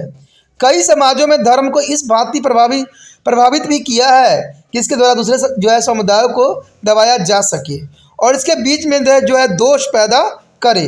धर्म का प्रयोग राजनीतिक लाभ के लिए भी किया जाता है। धर्म को प्रभावित करने के तरीकों में धर्म को जो है मजबूत भी किया गया है और इस कारण धर्म शक्तिशाली हो गया है, न कि उसका उपासना। समाजशास्त्री की तरह हमें धर्म के दोनों पहलुओं को देखना चाहिए और वस्तुओं के विश्लेषण का प्रकार्य संघर्ष के समय मनोविज्ञान सहायता जो है सामाजिक व्यवस्था को ज्यों का त्यों बनाए रखने में और लोगों में निर्णय को भी प्रभावित करना चाहिए। तो इसमें धर्म ने हमें बहुत कुछ सिखाया, बहुत कुछ बातें जो है हमने जाना, इसकी उत्पत्ति हो चाहे इसके प्रकार हो, हर बात पे जो है हमने बहुत ही विस्तार पूर्वक चर्चा किया। दोस्तों इसी के साथ हमारा ये चैप्टर जो है ख़त्म हो जाता है। आगे का टॉपिक अत्यंत महत्वपूर्ण है, चैप्टर जो है इसको आपको समझना चाहिए, करना चाहिए।